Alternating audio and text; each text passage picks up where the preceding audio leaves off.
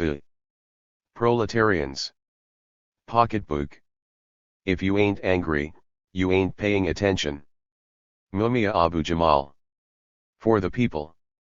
Edition. Table of Contents. Socialism and Communism. Marxism, Leninism. The Party. Class Struggle. Contradictions. Revolution. The State. Capitalism. Colonialism. Imperialism. Fascism. Liberalism. Organization. The People. Freedom. Democracy. Race and racism. The gender struggle. Internationalism. Art and culture. Criticism/self-criticism. Education, study and knowledge. The environment. Dedication to win/discipline. War. The revolutionary mind. Violence/self-defense. Prisons. Socialism and communism. Marxism-Leninism. Socialism is the people. If you're afraid of socialism, you're afraid of yourself. Fred Hampton. I'm more and more convinced it's only through communism that we can become human. Frida Kahlo. The cause of communism is the greatest cause in the history of mankind because it seeks to remove from society all forms of oppression and exploitation, to liberate mankind and to ensure peace and prosperity to all. Nelson Mandela, How to be a Good Communist. Communism is at once a complete system of proletarian ideology and a new social system. It is different from any other ideological and social system, and is the most complete, progressive, revolutionary, and rational system in human history. The ideological and social system of feudalism has a place only in the Museum of History. The ideological and social system of capitalism has also resembles a dying person who is sinking fast, like the sun setting beyond the western hills, and will soon be relegated to the museum. The communist ideological and social system alone is full of youth and vitality, sweeping the world with the momentum of an avalanche and the force of a thunderbolt. Mao, on New Democracy. Marx said that the revolutionary dictatorship of the proletariat lies between capitalism and communism. Lenin, the disarmament slogan. The materialist conception of history starts from the proposition that the production of the means to support human life and, next to production, the exchange of things produced, is the basis of all social structure, that in every society that has appeared in history, the manner in which wealth is distributed and society divided into classes or orders is dependent upon what is produced, how it is produced, and how the products are exchanged. Engels, Socialism, Utopian and Scientific. Communism is the doctrine of the conditions of the liberation of the proletariat. Engels, Principles of Communism. The Marxist philosophy of dialectical materialism has two outstanding characteristics. One is its class nature. It openly avows that dialectical materialism is in the service of the proletariat. The other is its practicality. It emphasizes the dependence of theory on practice, emphasizes that theory is based on practice and in turn serves practice. Mao, on practice. Marxist philosophy holds that the most important problem does not lie in understanding the laws of the objective world and thus being able to explain it, but in applying the knowledge of these laws actively to change the world. Ibid. Marxism comprises many principles, but in the final analysis they can all be brought back to a single sentence: it is right to rebel. Mao. Marxist philosophy holds that the law of the unity of opposites is the fundamental law of the universe. This law operates universally, whether in the natural world, in human society, or in man's thinking. Between the opposites in a contradiction there is at once unity and struggle, and it is this that impels things to move and change. Contradictions exist everywhere, but they differ in accordance with the different nature of different things. In any given phenomenon or thing, the unity of opposites is conditional, temporary, and transitory, and hence relative, whereas the struggle of opposites is absolute. Mao, on the correct handling of contradictions among the people. Everything moves, everything changes, we must know how to adapt our theory, our politics, and our struggle to the specific circumstances in which we live. As Lenin taught us, it is necessary to stride forward toward the future, getting rid of everything that divides us, everything that life has discarded, advancing toward our chosen goal, socialism and peace. Dolores Ibarruri. Contrary to idealism, which regards the world as the embodiment of an absolute idea, a universal spirit, consciousness, Marx's philosophical materialism holds that the world is by its very nature material, that the multifold phenomena of the world constitute different forms of matter in motion, that interconnection and interdependence of phenomena as established by the dialectical method, are a law of the development of moving matter, and that the world develops in accordance with the laws of movement of matter and stands in no need of a universal spirit. Stalin, Dialectical and Historical Materialism.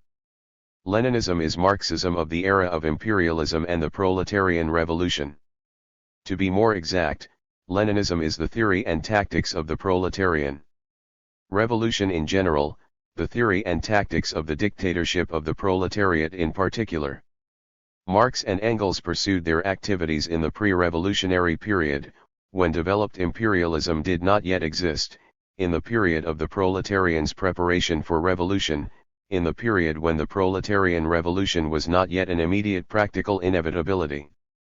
But Lenin, the disciple of Marx and Engels, pursued his activities in the period of developed imperialism, in the period of the unfolding proletarian revolution, when the proletarian revolution had already triumphed in one country, had smashed bourgeois democracy and had ushered in the era of proletarian democracy, the era of the Soviets.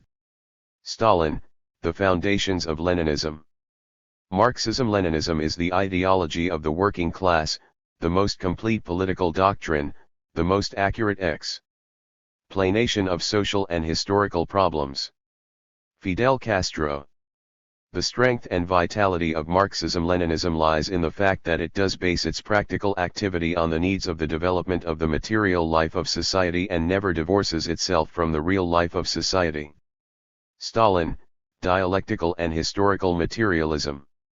Marxism-Leninism is the denial of the exploitation of man by man, that has been precisely the source of crimes, wars, oppressions, and calamities that humanity has suffered over millennia. Fidel Castro. Marxism-Leninism is the richest doctrine in ideas of justice, freedom, equality, fraternity among men. Fidel Castro. Our comrades must understand that we study Marxism-Leninism not for display, nor because there is any mystery about it, but solely because it is the science which leads the revolutionary cause of the proletariat to victory. Mao, rectify the party's style of work. The party. No political party can possibly lead a great revolutionary movement to victory unless it possesses revolutionary theory and a knowledge of history and has a profound grasp of the practical movement. Mao, the role of the Chinese Communist Party in the national war. The main function of the party is to awaken the people and to teach them the strategic method of resisting the power structure, which is prepared to combat the resistance of the people with massive brutality. Huey P. Newton, the correct handling of a revolution. Why must there be a revolutionary party? There must be a revolutionary party because the world contains enemies who oppress the people and the people want to throw off enemy oppression. In the era of capitalism and imperialism, just such a revolutionary party as the Communist Party is needed. Without such a party it is simply impossible for the people to throw off enemy oppression. We are communists. We want to lead the people in overthrowing the enemy, and so we must keep our ranks in good order, we must march in step, our troops must be picked troops and our weapons good weapons. Without these conditions the enemy cannot be overthrown. Mao, rectify the party's style of work. The party must be, first of all, the advanced detachment of the working class. The party must absorb all the best elements of the working class, their experience, their revolutionary spirit, their selfless devotion to the cause of the proletariat. But in order that it may really be the armed detachment, the party must be armed with revolutionary theory, with a knowledge of the laws of the movement, with a knowledge of the laws of revolution. Without this it will be incapable of directing the struggle of the proletariat, of leading the proletariat. Stalin, The Foundations of Leninism. A party is the vanguard of a class, and its duty is to lead the masses and not merely to reflect the average political level of the masses. Lenin, Speech on the Agrarian Question. The vanguard party is never underground in the beginning of its existence, because this would limit its effectiveness and educational processes. How can you teach people if the people do not know and respect you? The party must exist above ground as long as the dog power structure will allow, and hopefully when the party is forced to go underground the message of the party will already have been put across to the people. The vanguard party's activities on the surface will necessarily be short-lived. Huey P. Newton, The Correct Handling of a Revolution. A well-disciplined party armed with the theory of Marxism-Leninism, using the method of self-criticism and linked with the masses of the people, an army under the leadership of such a party, a united front of all revolutionary classes and all revolutionary groups under the leadership of such a party, these are the three main weapons with which we have defeated the enemy.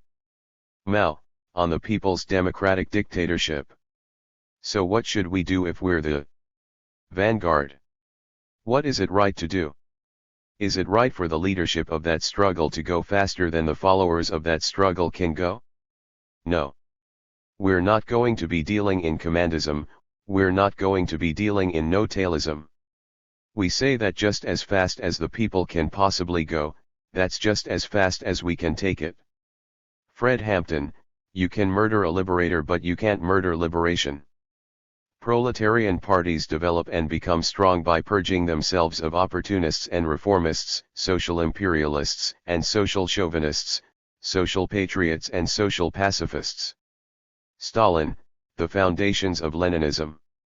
The liberalist slogan "you can't get ahead of the people" is meaningless. From what other position can one lead? From the rear? Rearguard leadership. A typical Yankee innovation. In all the successful class struggles and colonial wars of liberation, the vanguard elements did get ahead of the people and pull. There is no other way in forward mass movement. I'm not implying that the vanguard party act out the people's role. I'm not implying a society superior to society.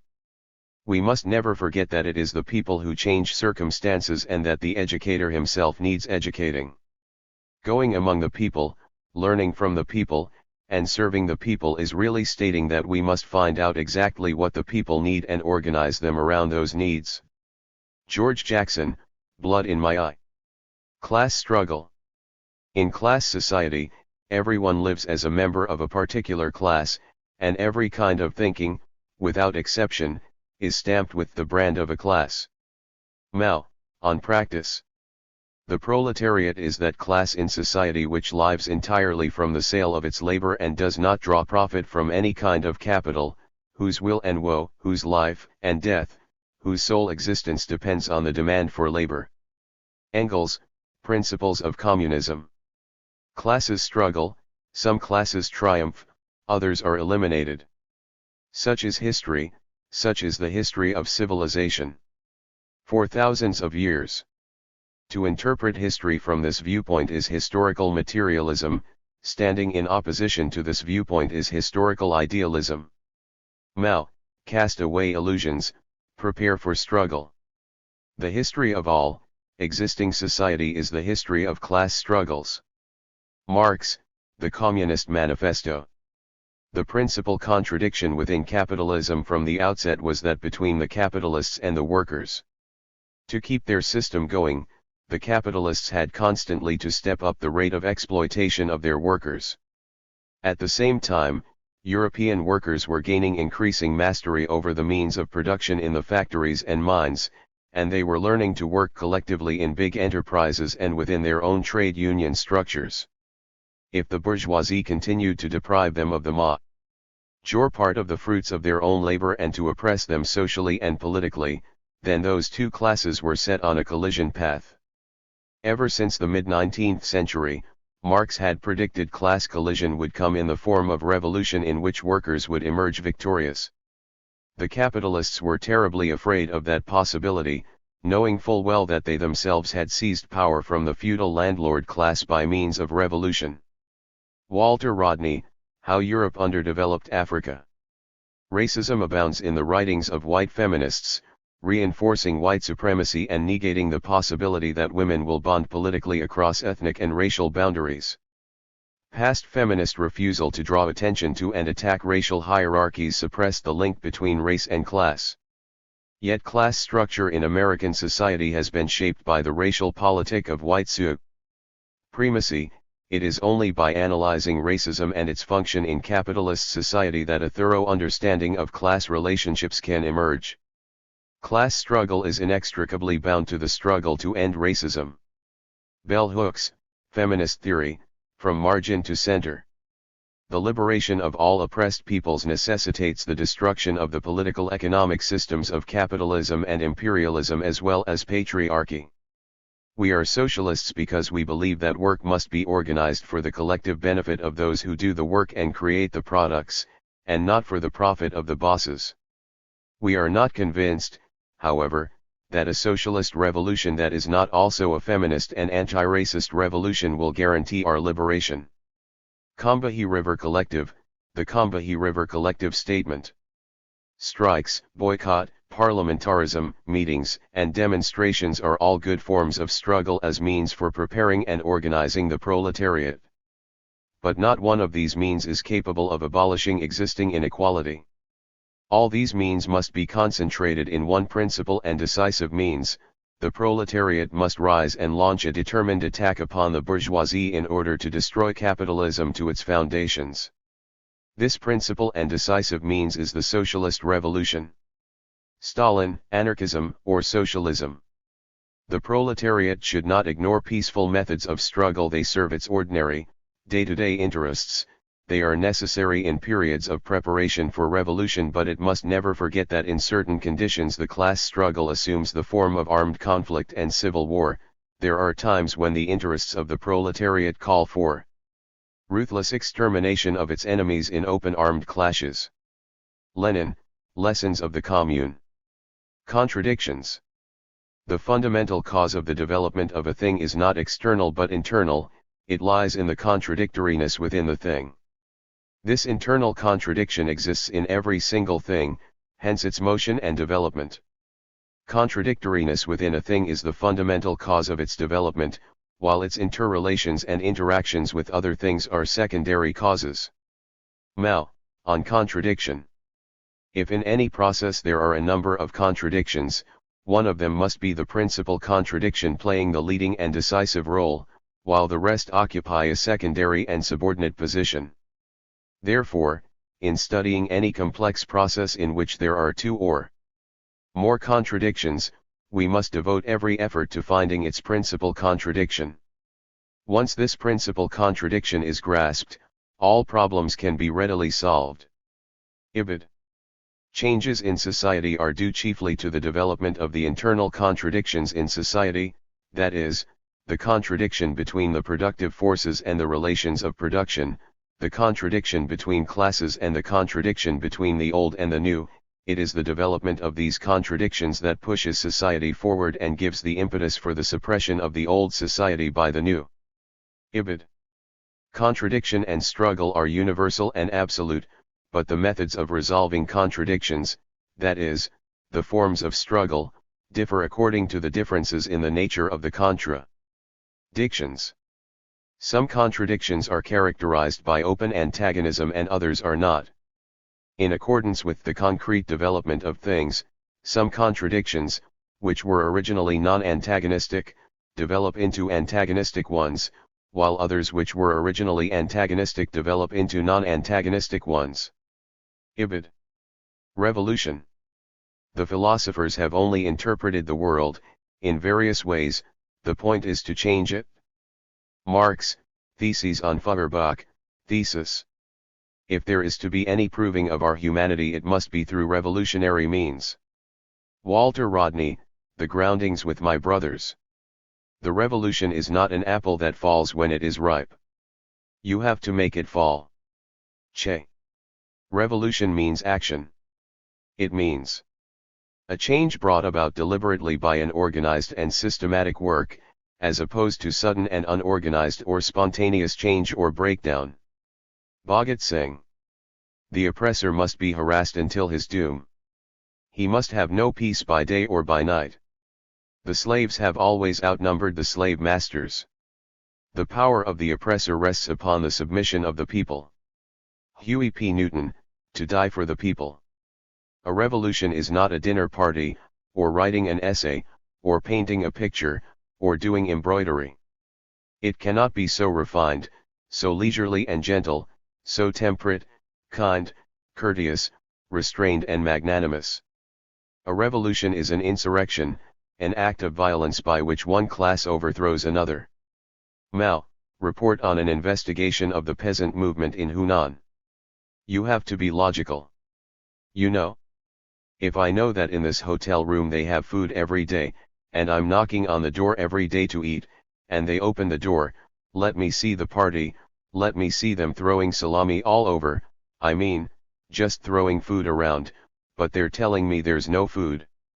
Every day, I'm standing outside trying to sing my way in, we are hungry, please let us in.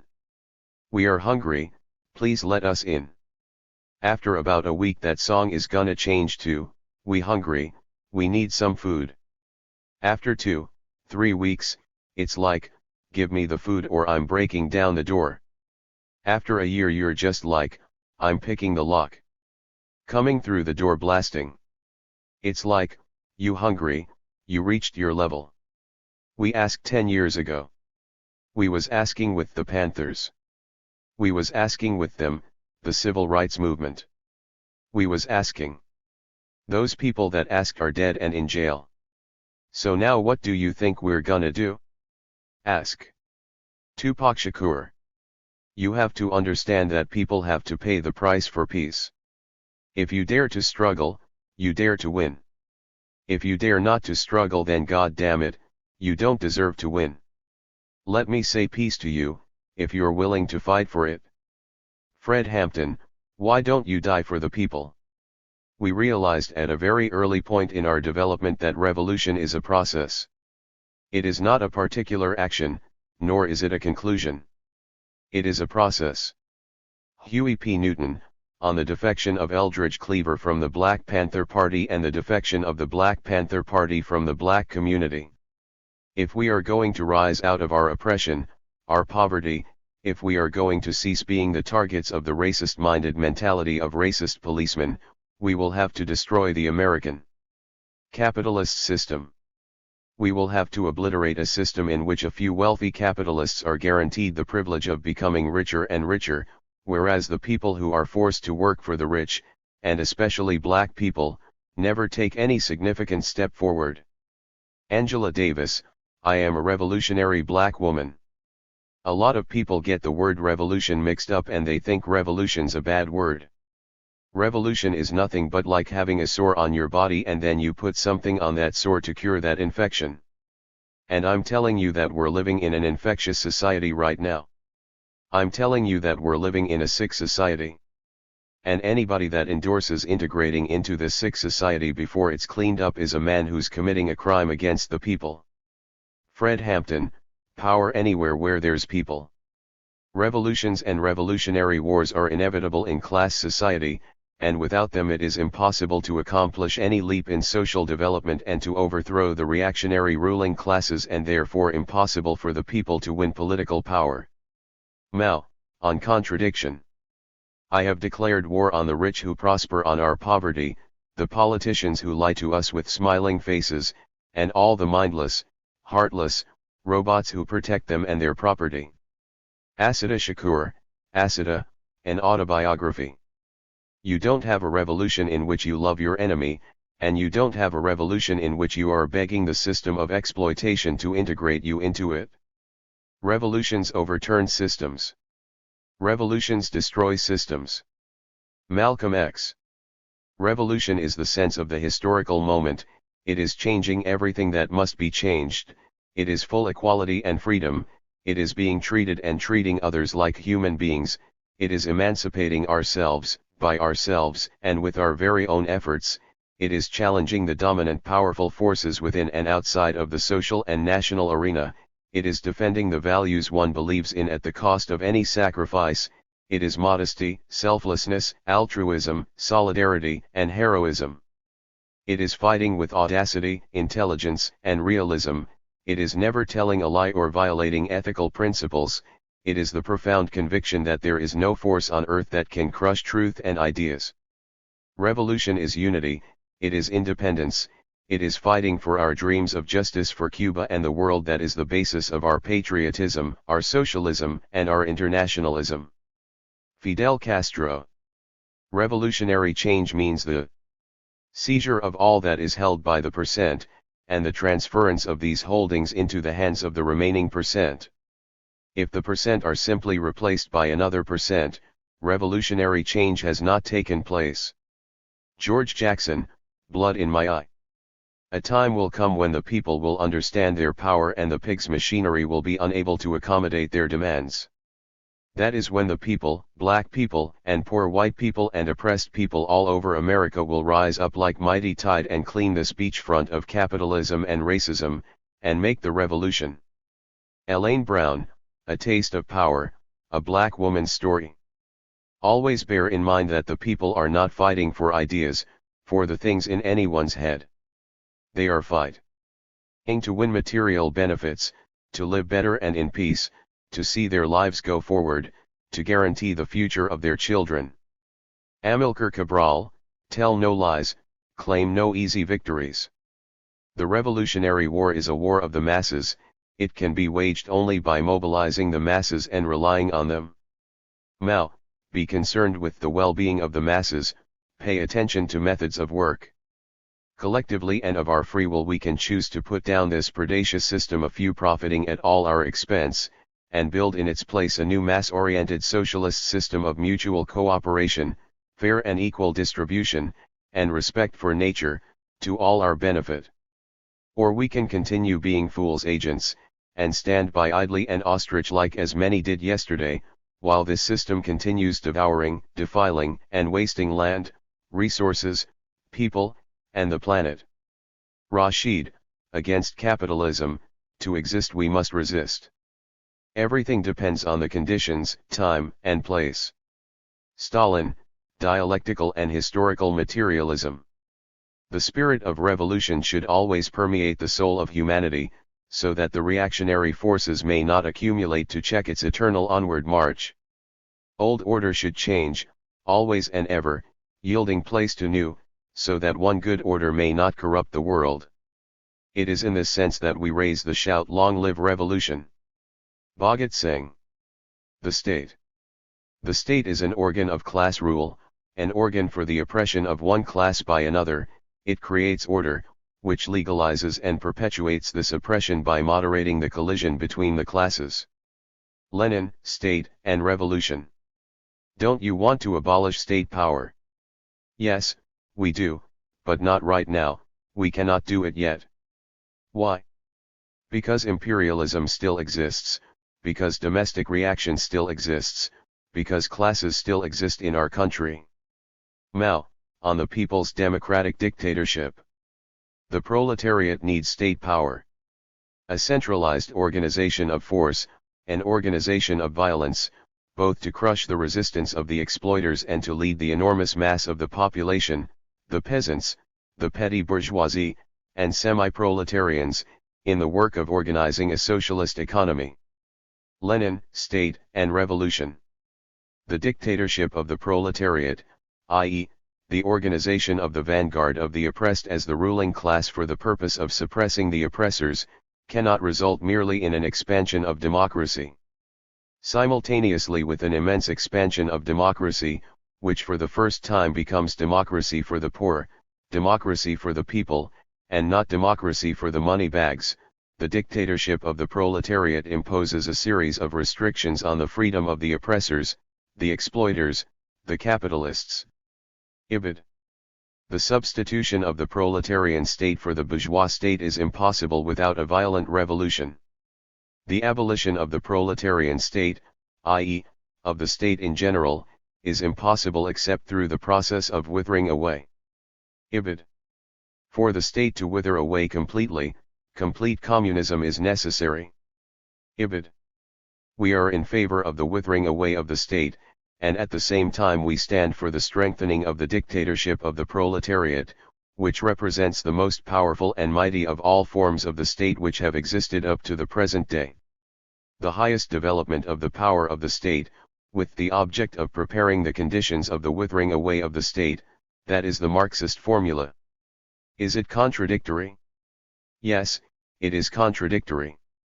But this contradiction is a living thing and wholly reflects the Marxist dialectic.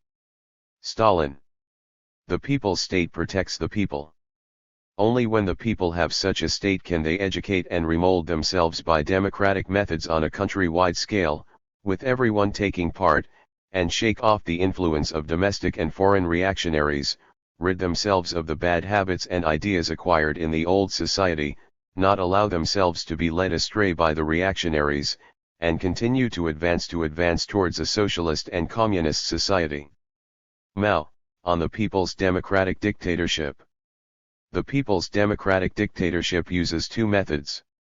Towards the enemy, it uses the method of dictatorship, that is, for as long a period of time as is necessary it does not let them take part in political activities and competes them to obey the law of the people's government and to engage in labor and, through labor, transform themselves into new men.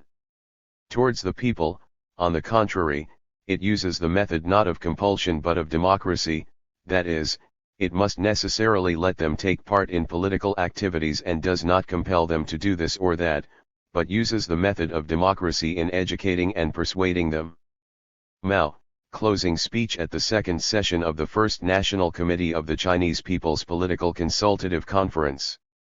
The organs of state must practice democratic centralism, they must rely on the masses and their personnel must serve the people. Mao, on the correct handling of contradictions among the people.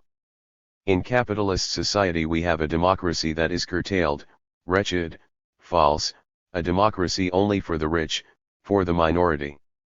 The dictatorship of the proletariat, the period of transition to communism, will for the first time create democracy for the people, for the majority, along with the necessary suppression of the exploiters, of the minority. Lenin, State and Revolution.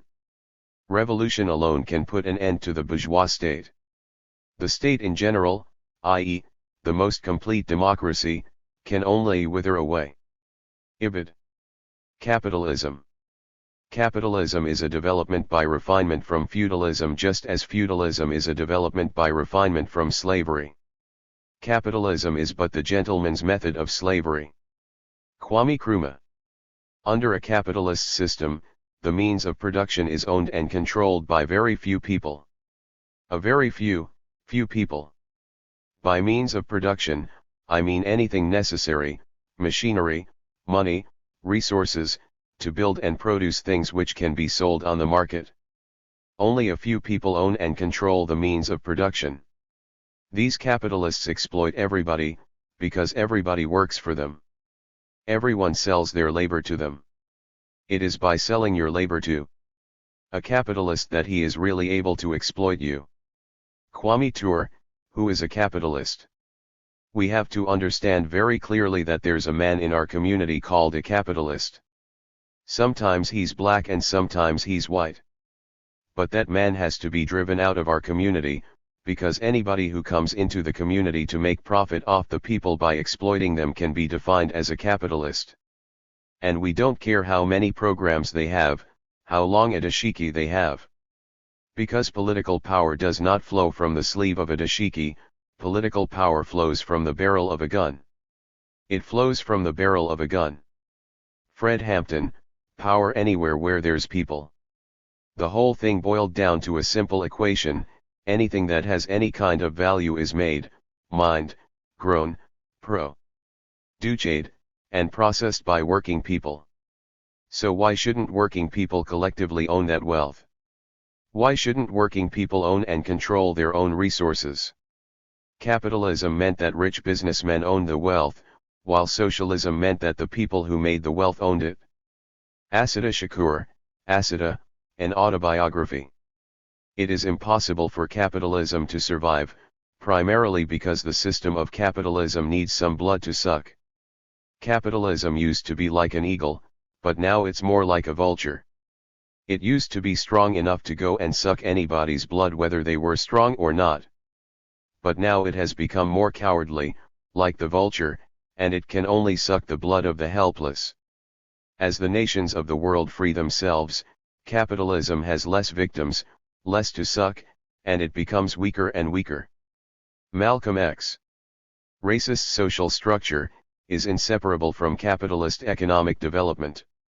For race is inextricably linked with class exploitation. In a racist capitalist power structure, capitalist exploitation and race oppression are complementary. The removal of one ensures the removal of the other. Kwame Nkrumah, Class Struggle in Africa. The economic nature of racism is not simply an aside. Racism is a fundamental characteristic of monopoly capitalism. George Jackson, Blood in My Eye. Capitalism has created its own irrationalities such as a vicious white racism, the tremendous waste associated with advertising, and the irrationality of incredible poverty in the midst of wealth and wastage even inside the biggest capitalist economies, such as that of the United States of America. Walter Rodney, How Europe Underdeveloped Africa. When you are poor you don't have any social respect or social worth because everything is defined in terms of money and how much of it you have. This is what capitalism does. It turns all values into commercial values, even the value of life itself. Rashid, Defying the Tomb. You're taught that from school, everywhere, big business, if you want to be successful. You want to be like Trump? Give me, push, push, push, push, step, step, step, crush, crush, crush. Can you imagine somebody having $1 million and this person has nothing? And you can sleep? And then these are the type of people who get humanitarian awards. How can they be humanitarians? By the fact that they're millionaires. And there's so many poor people shows how unhumane they are. There's no way that these people should own planes, and there's people who don't have houses, apartments, shacks, drawers, pants. And everybody is smart enough to know that, I mean, we've been slighted and we want ours. For us to be on our own 2 feet, us meaning youth or us meaning black people, whatever you want to take it for. I think there is a way it just takes to be revolutionary, and it takes to do something out of the ordinary. Tupac Shakur. It's impossible for a white person to believe in capitalism and not believe in racism. You can't have capitalism without racism. Malcolm X. The more the people understand, the more watchful they become, and the more they come to realize that finally, everything depends on them and their salvation lies in their own cohesion, in the true understanding of their interests, and in knowing who their enemies are. The people come to understand that wealth is not the fruit of labor but the result of organized, protected robbery. Frantz Fanon, Wretched of the Earth. It is really impressive what a filth system capitalism is, that can't guarantee its own people employment, nor health, nor adequate education, that cannot prevent youth from being corrupted by drugs, gamble, and all kind of vices. Fidel Castro. America represents more than just an economic system, it is an entire cultural and social order, a plutocracy, a system of rule that is mostly by and for the rich. Most universities and colleges, publishing houses, mass circulation magazines, newspapers, television and radio stations, professional sports teams, foundations, churches, private museums, charity organizations, and hospitals are organized as corporations, ruled by boards of trustees composed overwhelmingly of affluent business people. These boards exercise final judgment over all institutional matters. Michael Parenti, Democracy for the Few. The existing system of capitalist imperialism is rigged up to allow a tiny group of people who don't perform any meaningful labor to control the institutions of political power and the global system of production and distribution, so that they are able to hoard a vast amount of social wealth for themselves and prevent any meaningful challenge to their power from everyone else. Consequently, access to needed resources falls unevenly on everyone else, causing immense poverty and suffering to over half the world's people, and insecurity and uncertainty for everyone, especially workers.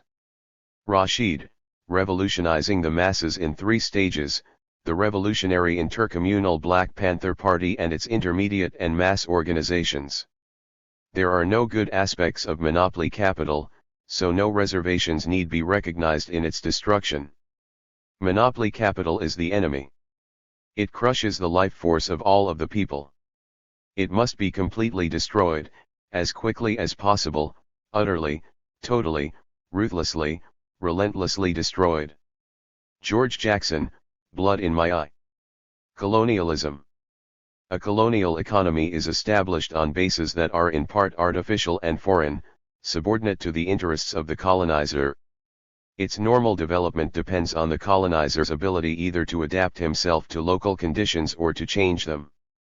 José María Tegui, 7 Interpretive Essays on Peruvian Reality. For a colonized people, the most essential value, because the most concrete, is first and foremost the land which will bring them bread and, above all, dignity. Frantz Fanon, Wretched of the Earth. The settler makes history and is conscious of making it. And because he constantly refers to the history of his mother country, he clearly indicates that he himself is the extension of that mother country. Thus the history which he writes is not the history of the country which he plunders, but the history of his own nation in regard to all that she schemes off, all that she violates and starves. Ibid. Colonialism hardly ever exploits the whole of a country. It contents itself with bringing to light the natural resources, which it extracts, and exports to meet the needs of the mother country's industries, thereby allowing certain sectors of the colony to become relatively rich. But the rest of the colony follows its path of underdevelopment and poverty, or at all events sinks into it more deeply. Ibid. In the colonial countries, the policeman and the soldier, by their immediate presence and their frequent and direct action, maintain contact with the native and advise him by means of rifle butts and napalm not to budge. It is obvious here that the agents of government speak the language of pure force. Ibid. The native must realize that colonialism never gives anything away for nothing. Ibid. In the colonies, the economic infrastructure is also a superstructure. The cause is effect: you are rich because you are white because you are rich. Ibid. The methods of neocolonialists are subtle and varied. They operate not only in the economic field, but also in the political, religious, ideological, and cultural spheres. Faced with the militant pleas of the ex-colonial territories in Asia, Africa, the Caribbean, and Latin America, imperialism simply switches tactics. Without a qualm, it dispenses with its flags, and even with certain of its more hated expatriate officials. This means, so it claims, that it is giving independence to its former subjects, to be followed by aid for their development. Under cover of such phrases, however, it devises innumerable ways to accomplish objectives formerly achieved by naked colonialism. It is the sum total of these modern attempts to perpetuate colonialism while at the same time talking about freedom, which has come to be known as neocolonialism. Kwame Nkrumah, Neocolonialism, the last stage of imperialism. The 4 essential components of neocolonialism are: economic exploitation, puppet governments and client states, military as assistance, economic aid. Kwame Nkrumah, Handbook of Revolutionary Warfare. A state can be said to be a neocolonialist or client state if it is independent de jure and dependent de facto. It is a state where political power lies in the conservative forces of the former colony and where economic power remains under the control of international finance capital. Kwame Nkrumah, Handbook of Revolutionary Warfare. Imperialism. Imperialism is capitalism in that stage of development in which the domination of monopolies and finance capital has established itself, in which the export of capital has acquired pronounced importance, in which the division of the world among the international trusts has begun, in which the partition of all the territories of the globe among the great capitalist powers has been completed. Lenin, imperialism, the highest stage of capitalism. Imperialism is a system of exploitation that occurs not only in the brutal form of those who come with guns to conquer territory. Imperialism often occurs in more subtle forms, a loan, food aid, blackmail. We are fighting this system that allows a handful of men on earth to rule all of humanity. Thomas Sankara. Imperialism is the product of aggression and plunder, and it has grown fat on ceaseless aggression and plunder. Since the emergence of imperialism, mankind has suffered disasters of recurrent aggression and war, and has been deprived of immeasurable amounts of property, wealth, and the fruit of labor. Kim Il-sung, for the development of the non-aligned movement. Imperialism is the epoch of finance, capital, and of monopolies, which introduce everywhere the striving for domination, not for freedom. Lenin, imperialism, the highest stage of capitalism. A further important indicator of the character of imperialism can be seen from the fact that the high cost of manufactured products and machinery, the refusal to enter into reasonable and just commodity agreements, the stonewalling of attempts to agree on a new international economic order, the refusal to accept that an international regime should be created to exploit the resources of the deep sea for the benefit of all mankind and not just for a few multinational corporations, can all be placed at the doorstep of the imperialist world. Maurice Bishop. More and more countries in the Third World as a whole have been focusing their attention on the struggle against imperialism. Our concern increasingly has been concentrated on the fight to regain control over our natural and national resources from the grips of the rapacious multinational corporations backed by their power governments of the imperialists worldwide. This has led more and more Third World countries to recognize that imperialism is the greatest enemy of mankind and that the perpetrators of this rape of our resources are to be found in the imperialist world. Maurice Bishop. Imperialism will never give up its rule over colonial and dependent countries before it is kicked out. It is in the nature of imperialism to perpetrate aggression and plunder. If there ever is imperialism which is not aggressive, it is no longer imperialism. Imperialism will not change its aggressive nature before it dies. Kim Il-sung, great anti-imperialist revolutionary cause of Asian, African, and Latin American peoples is invincible. Imperialism is capitalism is colonialism. Rashid, on the questions of race and racism, revolutionary, national liberation and building the united front against imperialism. The present distribution of world economic power, wealth, and living standards is manifestly unjust. It derives from the long history of imperialist expansion and control of the Third World. We seek to change this order and to substitute for it a new international economic order. Maurice Bishop. Any community seriously concerned with its own freedom has to be concerned about other people's freedom as well. The victory of oppressed people anywhere in the world is a victory for black people. Each time one of imperialism's tentacles is cut off, we are closer to liberation. Asada Shakur, Asada, an autobiography. We must bear in mind that imperialism is a world system, the last stage of capitalism, and it must be defeated in a world confrontation.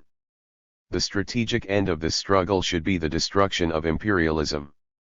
Our share, the responsibility of the exploited and underdeveloped of the world, is to eliminate the foundations of imperialism, our oppressed nations, from where they extract capitals, raw materials, technicians, and cheap labor, and to which they export new capitals, instruments of domination, arms, and all kinds of articles, thus submerging us in an absolute dependence. Che, message to the Tricontinental. We are not going to eliminate imperialism by shouting insults at it. Amilcar Cabral, The Weapon of Theory. World imperialism, headed by its aggressive detachment, U.S. imperialism, is directing the course of its economy towards preparations for war. It has set up and perfected aggressive military organizations. It has established and continues to establish military bases all around the socialist camp. It is accumulating stocks of nuclear weapons and refuses to disarm, to stop testing nuclear weapons, and is feverishly engaged in inventing new means of mass extermination. Why is it doing all this? To go to a wedding party? No, to go to war against us, to do away with socialism and communism, to put the peoples under bondage. En Verhoekha. This is a huge nation dominated by the most reactionary and violent ruling class in the history of the world, where the majority of the people just simply cannot understand that they are existing on the misery and discomfort of the world. George Jackson, Blood in My Eye. Fascism. Fascism was a monster born of capitalist parents. Fascism came as the end product of centuries of capitalist bestiality, exploitation, domination, and racism mainly exercised outside Europe. Walter Rodney, How Europe Underdeveloped Africa. Fascism is the bourgeoisie's fighting organization that relies on the active support of social democracy. Social democracy is objectively the moderate wing of fascism. Stalin, Concerning the International Situation. The period of bourgeois democratic pacifism. Fascism must be seen as an episodically logical stage in the socio-economic development of capitalism in a state of crisis. It is the result of a revolutionary thrust that was weak and miscarried a consciousness that was compromised. George Jackson. Capitalist and imperialist countries created the conditions for the rise of fascism in the world, and the whole fascist campaign, since its first appearance in Europe, was based on anti-communism, on communist slaughter and on the destruction of the Soviet Union. Fidel Castro. Fascism is a deformity of capitalism. It heightens the imperialist tendency towards domination which is inherent in capitalism, and it safeguards the principle of private property. At the same time, fascism immeasurably strengthens the institutional racism already bred by capitalism, whether it be against Jews or against African peoples. Fascism reverses the political gains of the bourgeois democratic system such as free elections, equality before the law, parliaments, and it also extols authoritarianism and the reactionary union of the church with the state. In Portugal and Spain, it was the Catholic Church. In South Africa, it was the Dutch Reformed Church. Walter Rodney, How Europe Underdeveloped Africa. Fascism historically has been used to secure the interests of large capitalist interests against the demands of popular democracy. Then and now, fascism has made irrational mass appeals in order to secure the rational ends of class domination. Michael Parenti, Black Shirts and Reds. No, fascism is not a power standing above class, nor government of the petty bourgeoisie or the lumpen proletariat over finance capital. Fascism is the power of finance capital itself. Dimitrov, The Fascist Offensive and the Tasks of the Communist International in the Struggle of the Working Class Against Fascism. Fascism, with its violence, gets rid of everything. It attacks universities, it closes them and crushes them, it attacks intellectuals, represses them and persecutes them, it attacks political parties, it attacks trade union organizations, it attacks all mass and cultural organizations. Therefore, nothing is more violent, more retrograde, and more illegal than fascism. Fidel Castro.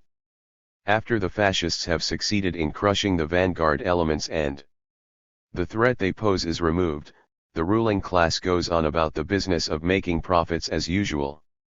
The significance of the new fascist arrangement lies in the fact that this business as usual is accompanied by concessions to the degenerate segment of the working class, with the aim of creating a buffer zone between the ruling class and the still potentially revolutionary segments of the lower classes.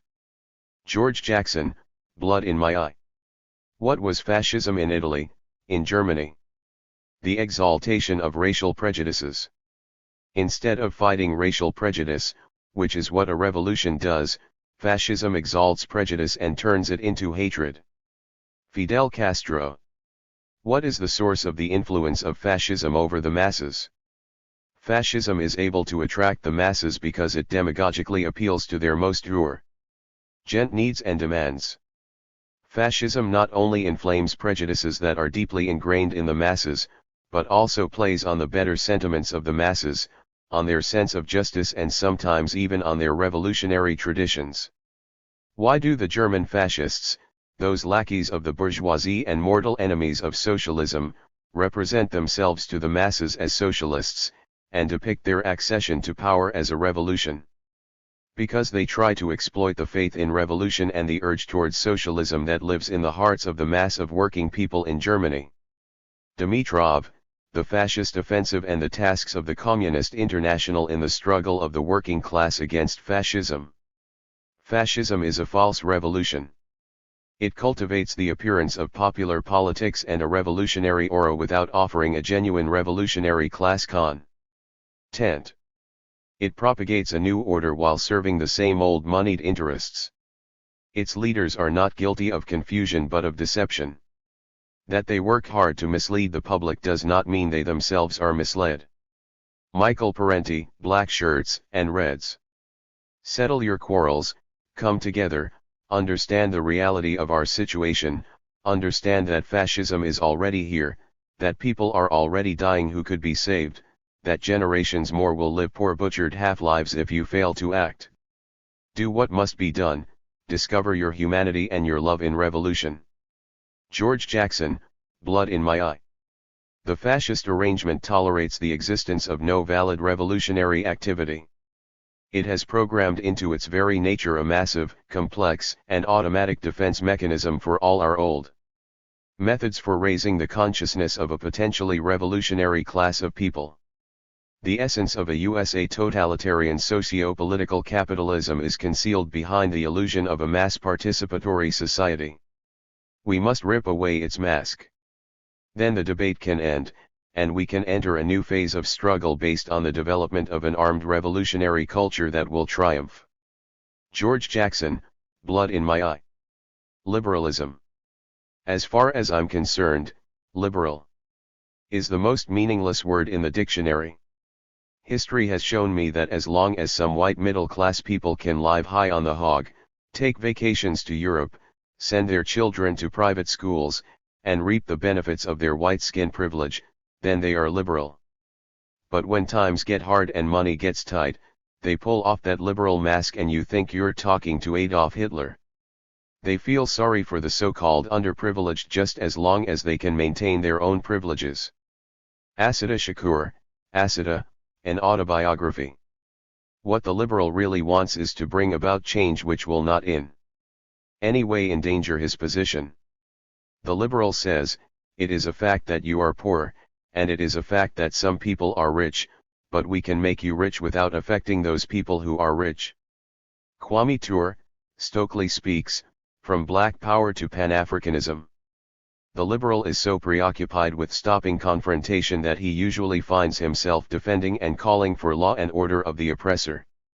The reason the liberal seeks to stop confrontation, is that his role, regardless of what he says, is really to maintain the status quo, rather than to change it.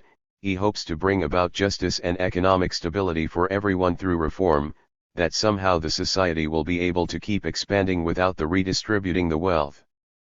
Kwame Ture, Stokely Speaks, From Black Power to Pan-Africanism. We stand for active ideological struggle because it is the weapon for ensuring unity within the party and the revolutionary organizations in the interest of our fight. Every communist and revolutionary should take up this weapon. But liberalism rejects the ideological struggle and stands for unprincipled peace, thus giving rise to a decadent, Philistine attitude and bringing about political degeneration in certain units and individuals in the party and the revolutionary organizations. Mao, combat liberalism. Liberalism is extremely harmful in a revolutionary collective. It is a corrosive which eats away unity, undermines cohesion, causes apathy and creates dissension. It robs the revolutionary ranks of compact organization and strict discipline, prevents policies from being carried through and alienates the party organization from the masses which the party leads. It is an extremely bad tendency. Ibid. All loyal, honest, active, and upright communists must unite to oppose the liberal tendencies shown by certain people among us, and set them on the right path. This is one of the tasks on our ideological front. Ibid. The white conservatives aren't friends of the Negro either, but they at least don't try to hide it. They are like wolves, they show their teeth in a snarl that keeps the Negro always aware of where he stands with them. But the white liberals are foxes, who also show their teeth to the Negro but pretend that they are smiling. The white liberals are more dangerous than the conservatives, they lure the Negro, and as the Negro runs from the growling wolf, he flees into the open jaws of the smiling fox. One is the wolf, the other is a fox. No matter what, they'll both eat you. Malcolm X, white liberals and conservatives. Liberalism has the following weaknesses. It focuses on the individual rights rather than collective rights. It is ahistorical. It does not have a comprehensive understanding of women's role in history, nor has it any analysis for the subordination of women. It tends to be mechanical in its support for formal equality without a concrete understanding of the condition of different sections/classes of women and their specific problems. Hence it was able to express the demands of the middle classes but not those of women. From various oppressed ethnic groups, castes, and the working, laboring classes. It is restricted to changes in the law, educational and employment opportunities, welfare measures etc., and does not question the economic and political structures of the society which give rise to patriarchal discrimination. Hence it is reformist in its orientation, both in theory and in practice. It believes that the state is neutral and can be made to intervene in favor of women when in fact the bourgeois state in the capitalist countries and the semi-colonial and semi-feudal Indian state are patriarchal and will not support women's struggle for emancipation. The state is defending the interests of the ruling classes who benefit from the subordination and devalued status of women. Since it focuses on changes in the law, and state schemes for women, it has emphasized lobbying and petitioning as means to get their demands. The liberal trend most often has restricted its activity to meetings and conventions and mobilizing petitions calling for changes. It has rarely mobilized the strength of the mass of women and is in fact afraid of the militant mobilization of poor women in large numbers. Anuradha Gandhi, Philosophical Trends in the Feminist Movement. Organization. We believe that the most pressing political necessity is the consolidation of a united front joining together all sections of the revolutionary, radical, and democratic movements. Only a united front led in the first place by the national liberation movements and the working people can decisively counter, theoretically, ideologically and practically, the increasingly fascistic and genocidal posture of the present ruling clique. Angela Davis, if they come in the morning. We ain't gonna fight no reactionary pigs who run up and down the street being reactionary, we're gonna organize and dedicate ourselves to revolutionary political power and teach ourselves the specific needs of resisting the power structure, arm ourselves, and we're gonna fight reactionary pigs with international proletarian revolution. That's what it has to be.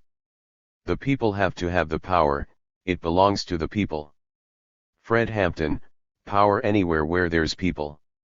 For the revolutionary movements developing today in every country, the great contribution of Lenin was the clarity with which he put forward and acted upon his fundamental convictions regarding the vanguard party, that the purpose of a revolutionary party is to take absolute power in order to revolutionize the economic and social systems as the only way of resolving fundamental popular grievances, that it is absolutely essential to build a revolutionary vanguard party if you are not just playing with the phrase, and, that a revolutionary party can only be built by a, unceasing ideological struggle, b, strict discipline, c, organized activity of every member, and d, merciless self-criticism. James and Grace Lee Boggs, The Role of the Vanguard Party.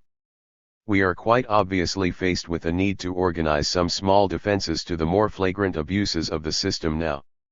While we await the precise moment when all of capitalism's victims will indignantly rise to destroy the system, we are being devoured. Some of us are going to have to take our courage in hand and build a hard revolutionary cadre for selective retaliatory violence. Jonathan Jackson, featured in Blood in My Eye. I repeat, realistic, day-to-day needs should be the basis of organizing people and making them conscious of revolution, that the world, the universe, must revolve, that it will stop, stagnate, and die for no man's privilege. George Jackson, Blood in My Eye.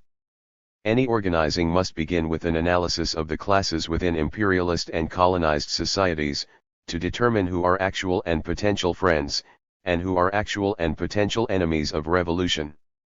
The organizers must determine what contributions each sector is capable of making and must push them in the direction of allied class struggle within their actual and potential means. Rashid, a practical approach to strategic organizing for popular struggle. Focusing on the most oppressed sectors of the empire's population means that organizing and resources should be channeled in the very places that are now neglected, viz. amongst prisoners, the poor, and communities of people of color. At mass gatherings and demonstrations, Cotter should work the crowds, collecting names and needs of people of various social backgrounds and those with resources, skills, talents, etc., to determine the needs of various communities and those people willing and able to contribute work, resources, and organizing to meet those needs. Another imperative will be arming the people and training them in the use of arms. Rashid, a practical approach to strategic organizing for popular struggle. The people. The leaders come and go, but the people remain. Only the people are immortal, everything else is ephemeral. That is why it is necessary to appreciate the full value of the confidence of the people. Stalin. In the long run, the people are our only appeal. The only ones who can free us are ourselves. Asada Shakur, Asada, an autobiography. The people, and the people alone, are the motive force in the making of world history. Mao, on coalition government. No movement can survive unless it is constantly growing and changing with the times. If it isn't growing, if it's stagnant, and without the support of the people, no movement for liberation can exist, no matter how correct its analysis of the situation is. That's why political work and organizing are so important. Unless you are addressing the issues people are concerned about and contributing positive direction, they'll never support you. The first thing the enemy tries to do is isolate revolutionaries from the masses of people, making us horrible and hideous monsters so that our people will hate us. Asada Shakur, Asada, an autobiography. Every comrade must be helped to understand that as long as we rely on the people, believe firmly in the inexhaustible creative power of the masses and hence trust and identify ourselves with them, we can surmount any difficulty. And no enemy can crush us while we can crush any enemy. Mao, on coalition government. If you want to help the masses and win the sympathy and support of the masses, you should not fear difficulties or pinpricks, chicanery, insults, and persecution from the leaders, but must absolutely work wherever the masses are to be found. Lenin, left-wing communism, an infantile disorder. My God is none other than the people. Only the popular masses are omniscient and omnipotent and almighty on earth. Therefore my lifetime motto is: the people are my God. Kim Il-sung.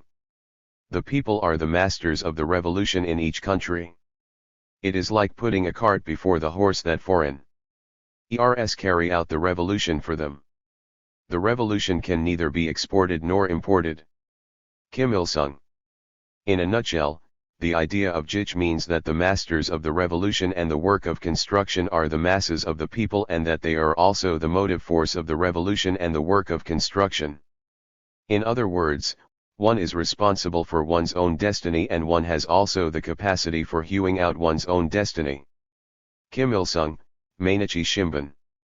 Revolutionaries, believe in the people and rely on them at all times and you shall always emerge victorious. If you are forsaken by them, you will always fail. Let this be your maxim in your life and struggle. Kim Il-sung, with the Century Volume. As fish cannot live without water, so guerrillas cannot live without the people. Kim Il-sung, with the Century Volume. Freedom. The idea of freedom is inspiring. But what does it mean? If you are free in a political sense but have no food, what's that? The freedom to starve? Angela Davis. Nobody in the world, nobody in history, has ever gotten their freedom by appealing to the moral sense of the people who were oppressing them. Asada Shakur, Asita, in her own words. It is difficult for me to imagine what personal liberty is enjoyed by an unemployed person, who goes about hungry, and cannot find employment. Real liberty can exist only where exploitation has been abolished, where there is no oppression of some by others, where there is no unemployment and poverty, where a man is not haunted by the fear of being tomorrow deprived of work, of home, and of bread. Only in such a society is real, and not paper, personal and every other liberty possible. Stalin. For to be free is not merely to cast off one's chains, but to live in a way that respects and enhances the freedom of others. Nelson Mandela, Long Walk to Freedom. Freedom only comes through persistent revolt, through persistent agitation, through persistently rising up against the system of evil. Martin Luther King, Jr., The Birth of a New Nation. The capitalists often boast that their constitutions guarantee the rights of the individual, democratic liberties and the interests of all citizens. But in reality, only the bourgeoisie enjoy the rights recorded in these constitutions. The working people do not really enjoy democratic freedoms, they are exploited all their life and have to bear heavy burdens in the service of the exploiting class. Ho Chi Minh, Report on the Draft Amended Constitution. Those who profess to favor freedom, and yet depreciate agitation, are men who want crops without plowing up the ground. They want rain without thunder and lightning. They want the ocean without the awful roar of its many waters. Frederick Douglass, West India Emancipation. Freedom in capitalist society always remains about the same as it was in the ancient Greek republics, freedom for the slave owners. Lenin, State and Revolution. The only difference as compared with the old, outspoken slavery is this, that the worker of today seems to be free because he is not sold once for all, but piecemeal by the day, the week, the year, and because no one owner sells him to another, but he is forced to sell himself in this way instead, being the slave of no particular person, but of the whole property-holding class. Friedrich Engels, The Condition of the Working Class in England. If you're not ready to die for it, take the word freedom out of your vocabulary. Malcolm X. Freedom is like the morning. There are those who wait for it asleep, and there are others that stay awake and walk through the night to reach it. Marcos, La Revuelta de la Memoria. A fox and a wolf are both canine, both belong to the dog family. Now you take your choice. You going to choose a northern dog or a southern dog? Because either dog you choose, I guarantee you'll still be in the dog house. This is why I say it's the ballot or the bullet. It's liberty or it's death. It's freedom for everybody or freedom for nobody. Malcolm X. Democracy. Democracy is a form of the state. It represents, on the one hand, the organized, systematic use of force against persons, but, on the other hand, it signifies the formal recognition of equality of citizens, the equal right of all to determine the structure of, and to administer, the state. Lenin, State and Revolution. Democracy for an insignificant minority, democracy for the rich, that is the democracy of capitalist society. Ibid. Democracy means equality. The great significance of the proletariat's struggle for equality and of equality as a slogan will be clear if we correctly interpret it as meaning the abolition of classes. But democracy means only formal equality. And as soon as equality is achieved for all members of society in relation to ownership of the means of production, that is, equality of labor and wages, humanity will inevitably be confronted with the question of advancing farther, from formal equality to actual equality, i.e., to the operation of the rule from each according to his ability, to each according to his needs. Ibid. Democracy cannot consist solely of elections that are nearly always fictitious and managed by rich landowners and professional politicians. Che, on growth and imperialism. A ballot is like a bullet. You don't throw your ballots until you see a target, and if that target is not within your reach, keep your ballot in your pocket. Malcolm X, The Ballot, or the Bullet. Bourgeois democracy is democracy of pompous phrases, solemn words, exuberant promises, and the high-sounding slogans of freedom and equality. But, in fact, it screens the non-freedom and inferiority of women, the non-freedom and inferiority of the toilers and exploited. Lenin, Soviet power, and the status of women. Marx grasped this essence of capitalist democracy splendidly when, in analyzing the experience of the Commune, he said that the oppressed are allowed once every few years to decide which particular representatives of the oppressing class shall represent and repress them in parliament. Lenin, State and Revolution. The state system, a joint dictatorship of all the revolutionary classes, and the system of government, democratic centralism, these constitute the politics of new democracy. Mao, on new democracy. The state structure of new democracy should be based on democratic centralism, with the people's congresses at various levels determining the major policies and electing the government. It is at once democratic and centralized, i.e. centralized on the basis of democracy and democratic under centralized guidance. Mao, on coalition government. Democracy is not compatible with financial oligarchy, with discrimination against blacks and outrages by the Ku Klux Klan. Che, on growth and imperialism. We must practice revolutionary democracy in every aspect of our party life. Every responsible member must have the courage of his responsibilities, exacting from others a proper respect for his work and properly respecting the work of others. Hide nothing from the masses of our people. Tell no lies. Expose lies whenever they are told. Mask no difficulties, mistakes, failures. Claim no easy victories. Amilcar Cabral, tell no lies, claim no easy victories. The basic principles of are expressed in VI. Lenin's slogan, freedom to criticize, unity of action.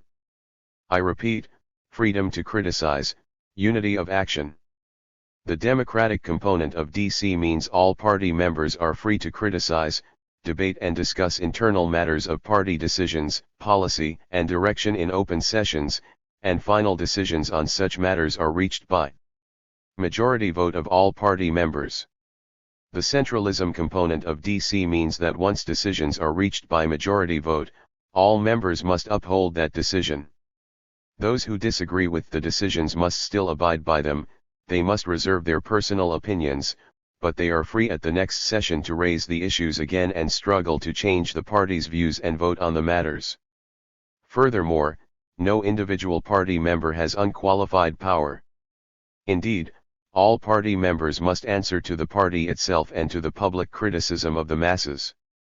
Rashid, on the roles and characteristics of the Panther Vanguard Party and mass organizations. It is not socialism that subverts democracy, but democracy that subverts capitalism. Michael Parenti, Democracy for the Few. Race and racism. The blood, sweat, tears, and suffering of black people are the foundations of the wealth and power of the United States of America. We were forced to build America, and if forced to, we will tear it down. The immediate result of this destruction will be suffering and bloodshed. But the end result will be the perpetual peace for all mankind. Huey P. Newton, In Defense of Self-Defense. As we search as a nation for constructive ways to challenge racism and white supremacy, it is absolutely essential that progressive female voices gain a hearing. Bell Hooks, Killing Rage, Ending Racism. The pivotal struggle which must be waged in the ranks of the working class is consequently the open, unreserved battle against entrenched racism.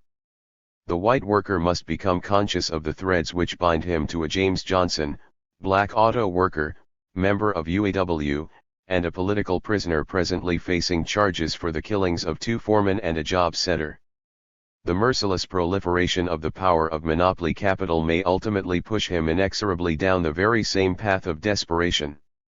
No potential victim of the fascist terror should be without the knowledge that the greatest menace to racism and fascism is unity.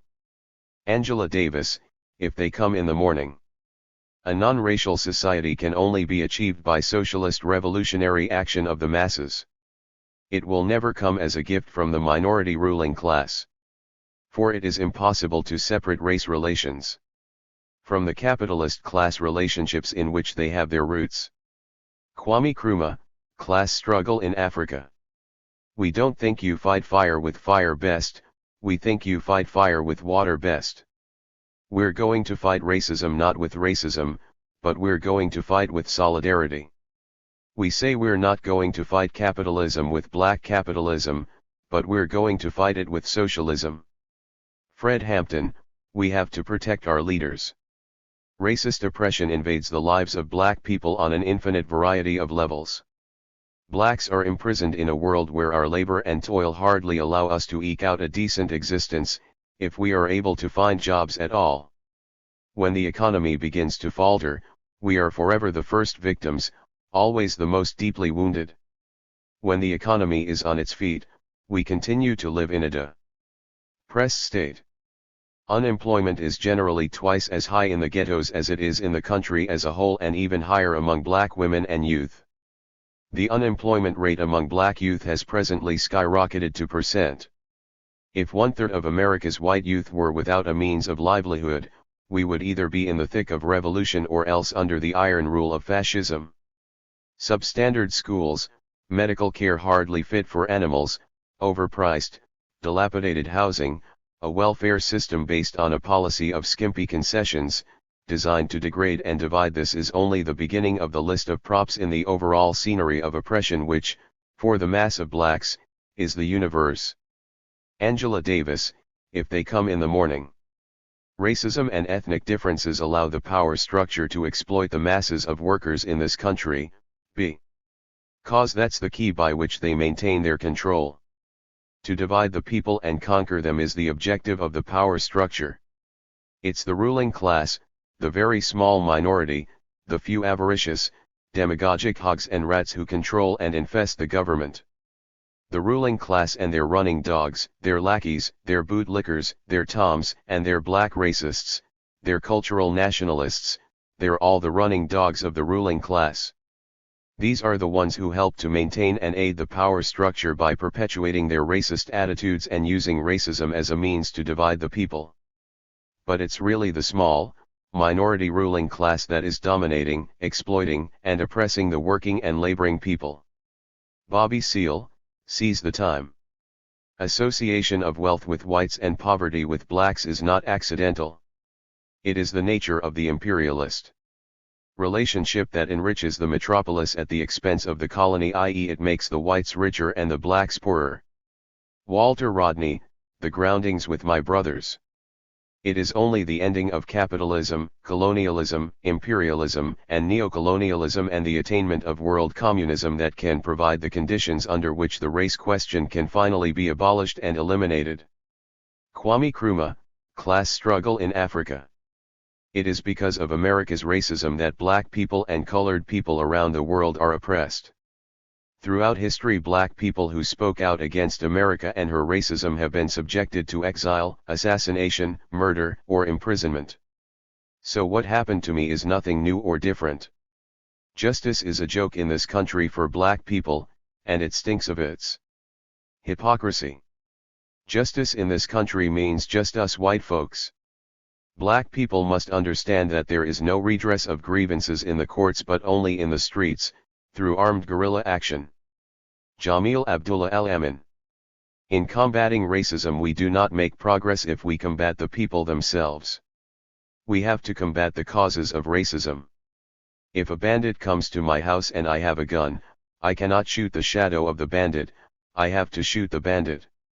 Many people lose energy and effort, and make sacrifices combating shadows. We have to combat the material reality that produces the shadow. Amilcar Cabral, Return to the Source. Racial discrimination in the United States is a product of the colonialist and imperialist system. The contradiction between the black masses in the United States and the U.S. ruling circles is a class contradiction. Only by overthrowing the reactionary rule of the U.S. monopoly capitalist class and destroying the colonialist and imperialist system can the black people in the United States win complete emancipation. Mao, A New Storm Against Imperialism. The concept of inferior races was useful to the white man's West for purposes of expansion and conquest. José María Tegui, 7 Interpretive Essays on Peruvian Reality. National and racial chauvinism is a vestige of the misanthropic customs characteristic of the period of cannibalism. Stalin. When the Israelis pick up guns, or the Poles, or the Irish, or any white man in the world says give me liberty, or give me death, the entire white world applauds. When a black man says exactly the same thing, word for word, he is judged a criminal and treated like one, and everything possible is done to make an example of this bad end so there won't be any more like him. James Baldwin.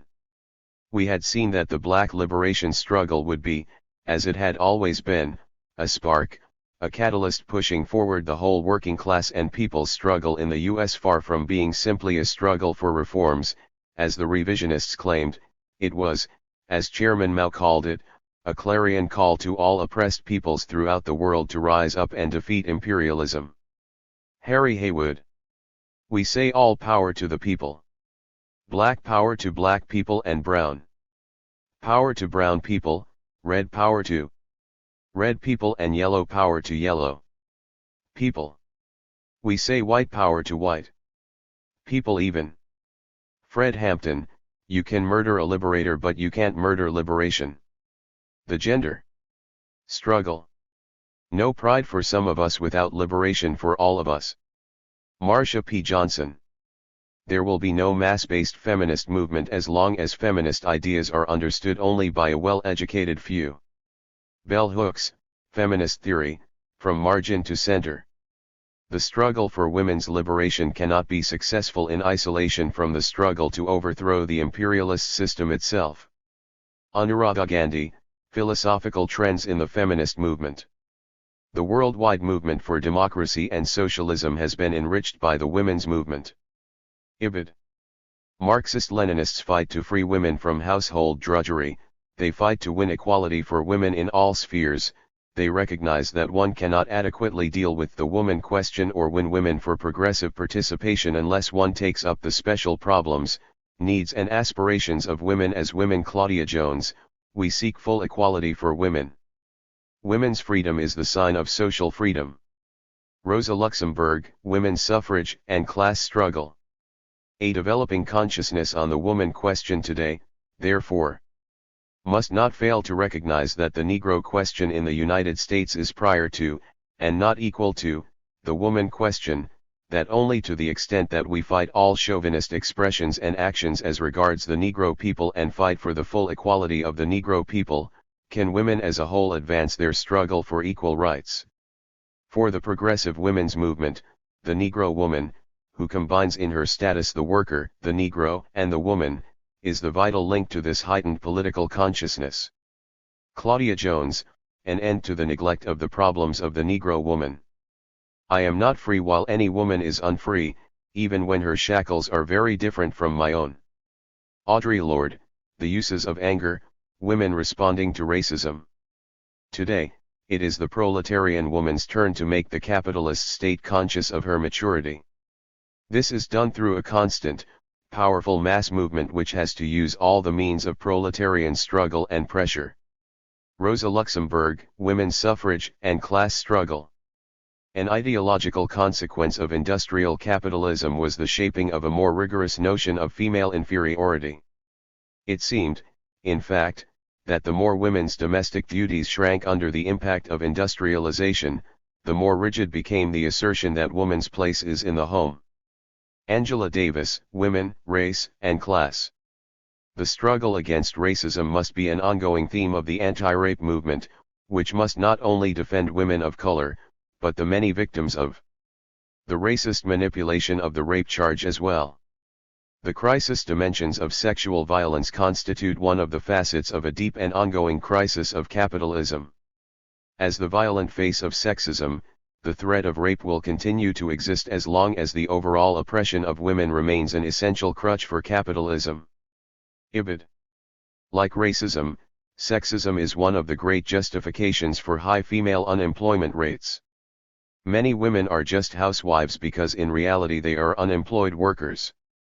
Cannot, therefore, the just housewife role be most effectively challenged by demanding jobs for women on a level of equality with men and by pressing for the social services and job benefits which will allow more women to work outside the home?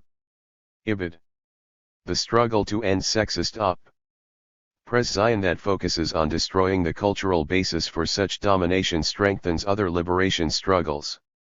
Individuals who fight for the eradication of sexism without struggles to end racism or classism undermine their own efforts. Individuals who fight for the eradication of racism or classism while supporting sexist oppression are helping to maintain the cultural basis of all forms of group oppression. Bell Hooks, Feminist Theory, From Margin to Center. Birth control, individual choice, safe contraceptive methods, as well as abortions when necessary, is a fundamental prerequisite for the emancipation of women. Angela Davis, Women, Race, and Class. Like racism and all forms of prejudice, bigotry against transgendered people is a deadly carcinogen. We are pitted against each other in order to keep us from seeing each other as allies. Genuine bonds of solidarity can be forged between people who respect each other's differences and are willing to fight their enemy together. We are the class that does the work of the world, and can revolutionize it. We can win true liberation. Leigh Feinberg, Trans Liberation. Trans liberation is not a threat to any lesbian woman or gay man or bisexual person. Yes, trans liberation is shaking up old patterns of thoughts or beliefs. Good. Because most of those thoughts and beliefs that we are challenging were imposed on us from above, were rotten to the core and were backed up by bigoted laws. But we're not taking away your identity.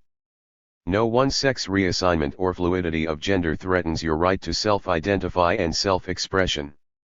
On the contrary, our struggle bolsters your right to your identity.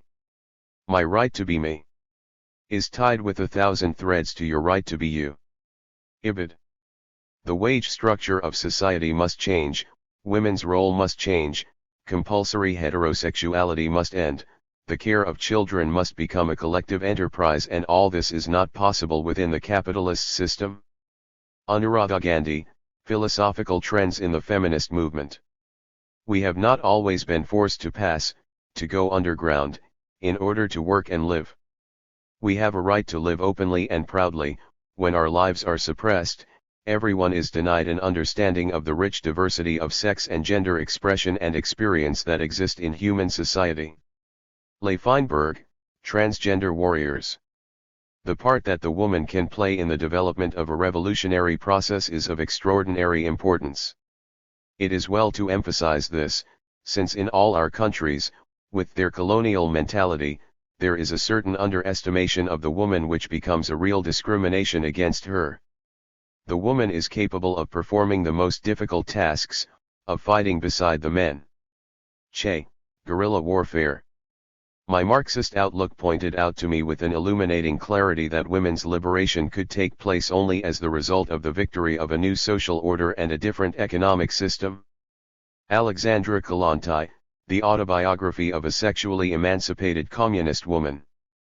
The women of the property-owning classes will always fanatically defend the exploitation and enslavement of the working people by which they indirectly receive the means for their socially useless existence. Rosa Luxemburg, Women's Suffrage and Class Struggle. I wanted to be free. I wanted to express desires on my own, to shape my own little life. Alexandra Kollontai, The Autobiography of a Sexually Emancipated Communist Woman. I have learned that a woman can be a fighter, a freedom fighter, a political activist, and that she can fall in love, and be loved, she can be married, have children, be a mother. Revolution must mean life also, every aspect of life. Leela Khalid. Women hold up half the sky. Mao. In the family, he is the bourgeois, the woman represents the proletariat. Engels, The Origin of the Family, Private Property, and the State. A revolutionary woman can't have no reactionary man. Asada Shakur, Asada, An Autobiography. Monogamy was the first form of the family not founded on natural, but on economic conditions, viz., the victory of private property over primitive and natural collectivism. Engels, the origin of the family, private property, and the state. Comrades, there is no true social revolution without the liberation of women.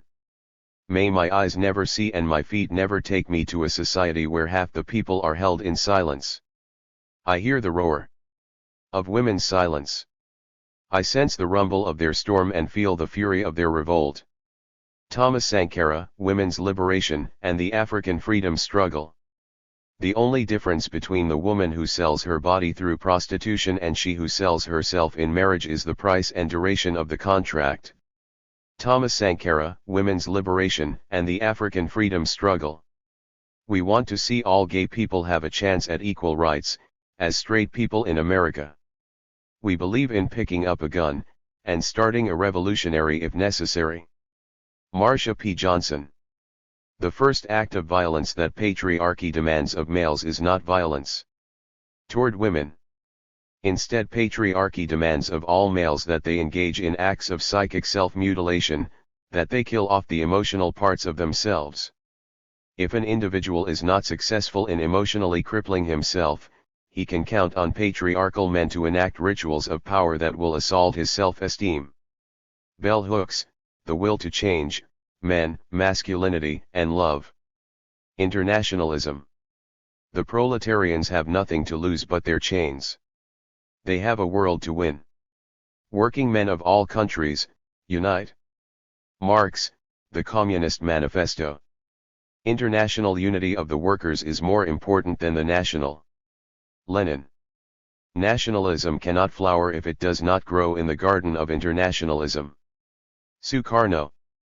The interests of the working class and of its struggle against capitalism demand complete solidarity and the class' unity of the workers of all nations. They demand resistance to the nationalist policy of the bourgeoisie of every nationalist. Lenin, Right of Nations to Self-Determination. Though frontiers and mountains stand between us, proletarians of the whole world come together as one family. Ho Chi Minh. The unity of the people throughout the world and cooperation among them are the guarantee for the victory of their common cause of creating a new world. Kim Il-sung, For a Free and Peaceful New World. All countries and nations are equal members of the international community and as such have the right to independence and equality. No privilege and no arbitrariness should be tolerated in international relations. Friendship and cooperation among countries must be fully developed on the principles of mutual respect, non-interference in the affairs of other countries, equality and mutual benefit. Kim Il-sung, For a Free and Peaceful New World. What kind of spirit is this that makes a foreigner selflessly adopt the cause of the Chinese people's liberation as his own? It is the spirit of internationalism, the spirit of communism, from which every Chinese communist must learn.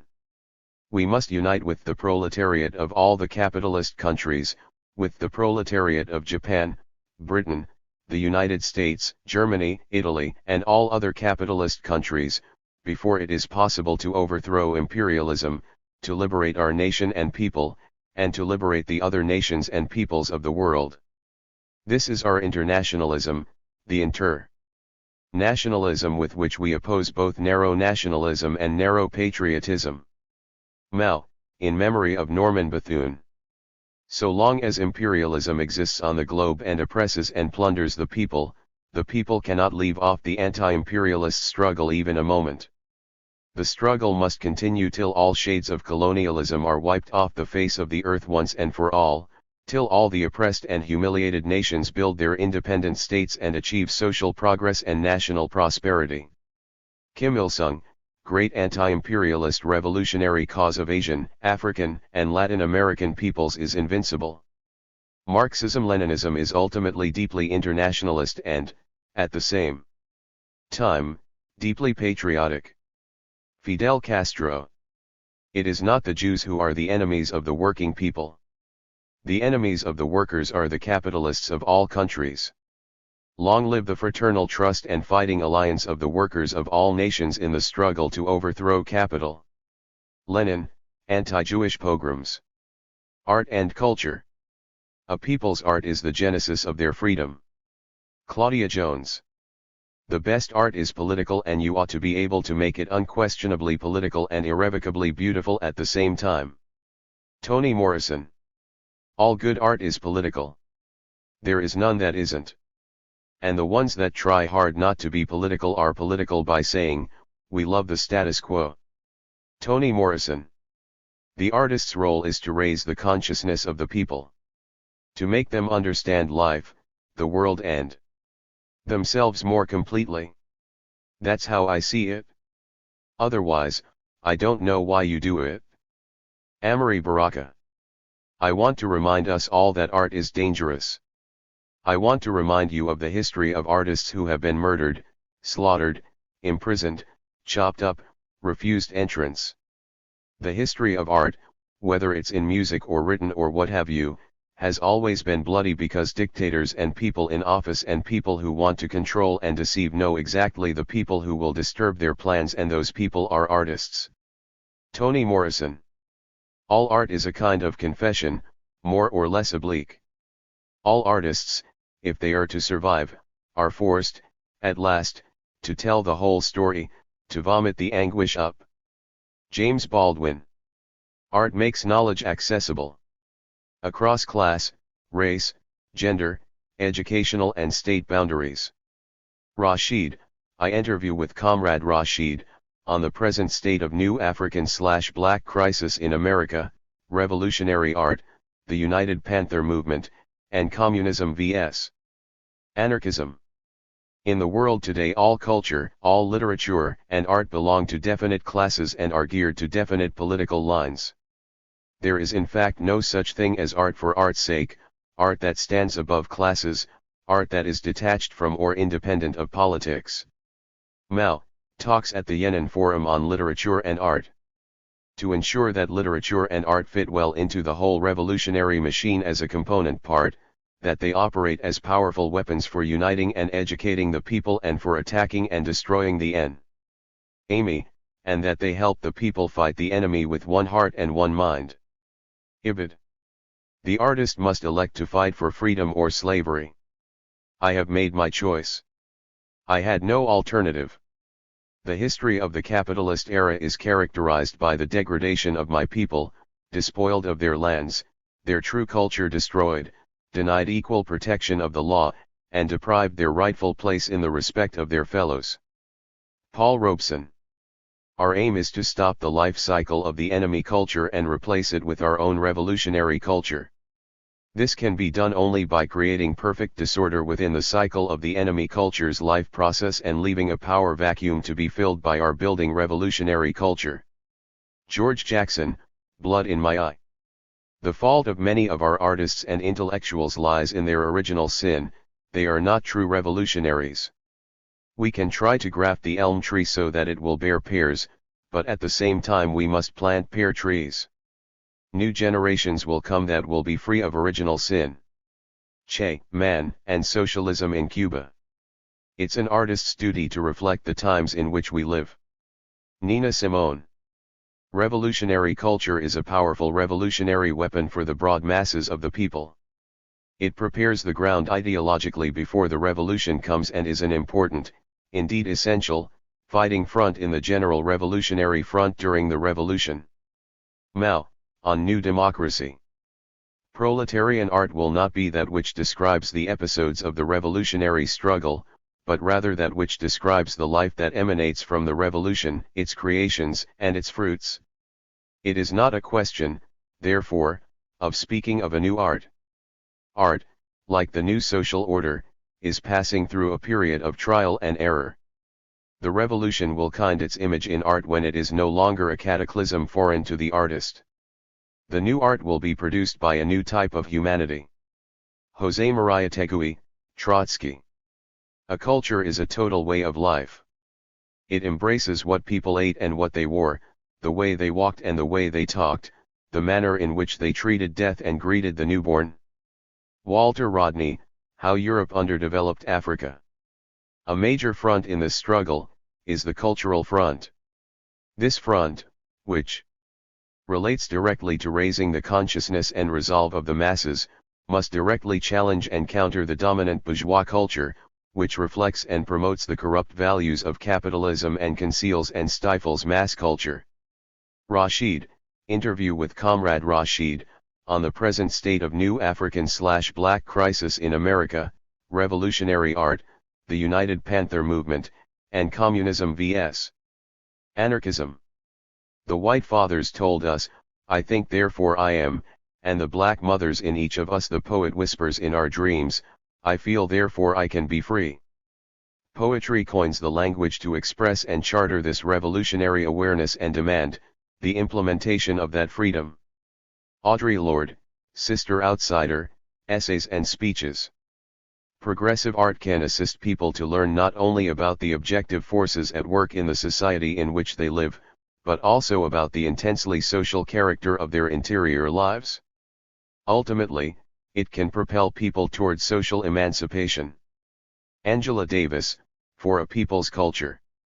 Let 100 flowers bloom, let 100 schools of thought contend is the policy for promoting progress in the arts and the sciences and a flourishing socialist culture in our land. Mao. Criticism / self-criticism. Constructive criticism and self-criticism are extremely important for any revolutionary organization. Without them, people tend to drown in their mistakes, not learn from them. Asada Shakur, Asada, an autobiography. You grow, we all grow, we're made to grow. You either evolve or disappear. Tupac Shakur. Conscientious practice of self-criticism is still another hallmark distinguishing our party from all other political parties. As we say, dust will accumulate if a room is not cleaned regularly, our FAC. ES will get dirty if they are not washed regularly. Our comrades' minds and our party's work may also collect dust, and also need sweeping and washing. The proverb running water is never stale and a door hinge is never worm-eaten means that constant motion prevents the inroads of germs and other organisms. To check up regularly on our work and in the process develop a democratic style of work, to fear neither criticism nor self-criticism, and to apply such good popular Chinese maxims as say all you know and say it without reserve, blame not the speaker but be warned by his words and correct mistakes if you have committed them and guard against them if you have not. This is the only effective way to prevent all kinds of political dust and germs from contaminating the minds of our comrades and the body of our party. Mao, on coalition government. If we have shortcomings, we are not afraid to have them pointed out and criticized, because we serve the people. Anyone, no matter who, may point our shortcomings. If he is right, we will correct them. If what he proposes will benefit the people, we will act upon it. Mao, serve the people. Democratic method of resolving contradictions among the people was epitomized in the formula unity, criticism, unity. To elaborate, it means starting from the desire for unity, resolving contradictions through criticism or struggle and arriving at a new unity on a new basis. In our experience, this is the correct method of resolving contradictions among the people. Mao, on the correct handling of contradictions among the people. Marxists should not be afraid of criticism from any quarter. Quite the contrary, they need to temper and develop themselves and win new positions in the teeth of criticism and in the storm and stress of struggle. Fighting against wrong ideas is like being vaccinated. A man develops greater immunity from disease as a result of vaccination. Plants raised in hothouses are unlikely to be hardy.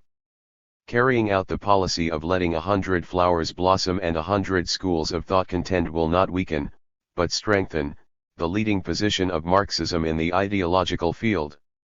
Ibid. Self-criticism, cruel, unsparing criticism that goes to the very root of the evil, is life and breath for the proletarian movement. Rosa Luxemburg. Education, study, and knowledge. Without revolutionary theory there can be no revolutionary movement. Lenin, what is to be done? Theory is important to those of us who are struggling to transform society because it offers distilled experience so we don't have to repeat mistakes. A scientific materialist view of theory and history gives working and oppressed peoples a roadmap to find the path toward liberation.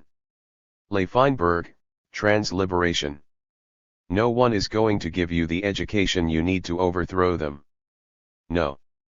Body is going to teach you your true history, teach you your true heroes, if they know that that knowledge will help set you free. Asita Shakur, Asita, an autobiography. Not theory and theory alone, but theory and practice. The two go together. We not only thought about the Marxist-Leninist theory, we put it into practice. Fred Hampton, you can murder a liberator but you can't murder liberation. There are basically three ways one can learn: through study, through observation, and through actual experience.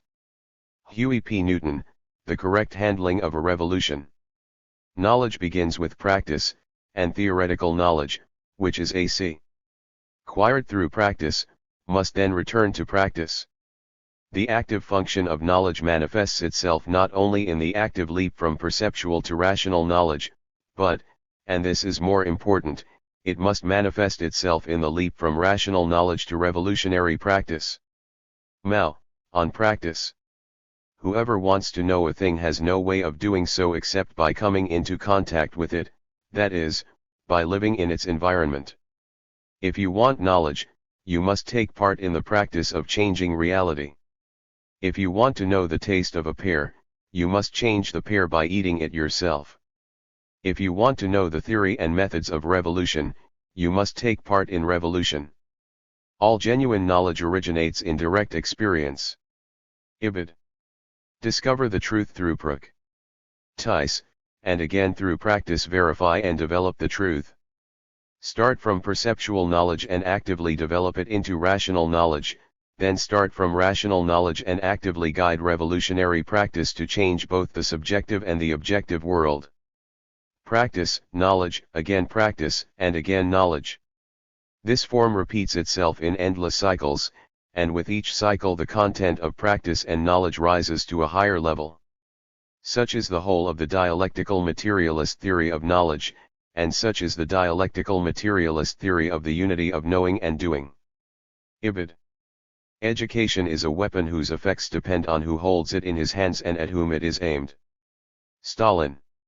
When we look at a thing, we must examine its essence and treat its appearance merely as an usher at the threshold, and once we cross the threshold, we must grasp the essence of the thing.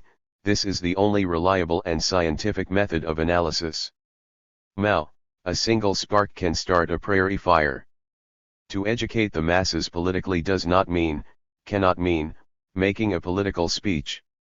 What it means is to try, relentlessly and passionately, to teach the masses that everything depends on them, that if we stagnate it is their responsibility, and that if we go forward it is due to them too, that there is no such thing as a demiurge, that there is no famous man who will take the responsibility for everything, but that the demiurge is the people themselves and the magic hands are finally only the hands of the people. Franz Fanon, Wretched of the Earth. Communists must use the democratic method of persuasion and education when working among the laboring people and must on no account resort to commandism or coercion. Mao, on the correct handling of contradictions among the people. The environment. The earth does not belong to man, man belongs to the earth. Chief Seattle. There is no substitute for the ecological environment, without which one can hardly live. Xi Jinping. We can pay the ecological debt by changing economic models, and by giving up luxury consumption, setting aside selfishness and individualism, and thinking about the people and the planet Earth. Evo Morales. Ecology without class struggle is just gardening. Chico Mendes. The only solution to pollution is a people's humane revolution. Bobby Seale. They have poisoned the seas and the rivers. They have polluted the air. They have weakened and perforated the ozone layer. They have saturated the atmosphere with gases, altering climatic conditions with the catastrophic effects we are already beginning to suffer. The forests are disappearing. The deserts are expanding. Billions of tons of fertile soil are washed every year into the sea. Numerous species are becoming extinct. Population pressures and poverty lead to desperate efforts to survive, even at the expense of nature. Third world countries, yesterday's colonies and today nations, exploited and plundered by an unjust international economic order, cannot be blamed for all this. If we want to save humanity from this self-destruction, there must be a better distribution of the wealth and technologies available on the planet. Fidel Castro.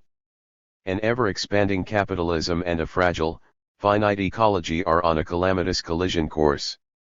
It is not true that the ruling politico-economic interests are in a state of denial about this. Far worse than denial, they are in a state of utter antagonism toward those who think the planet is more important than corporate profits.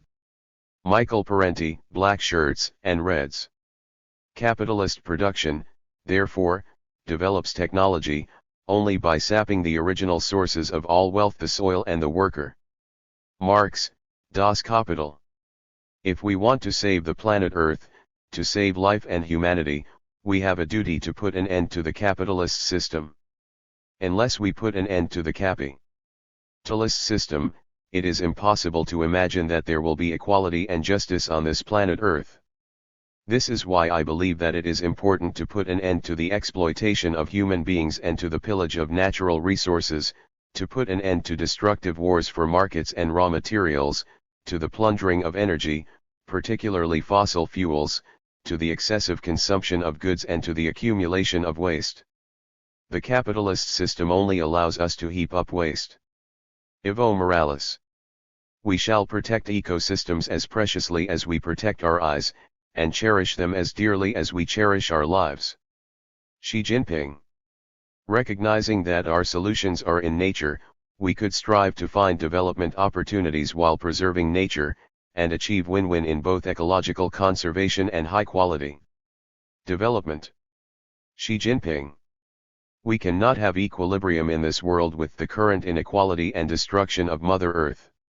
Capitalism is what is causing this problem and it needs to end. Evo Morales. Dedication to win/discipline.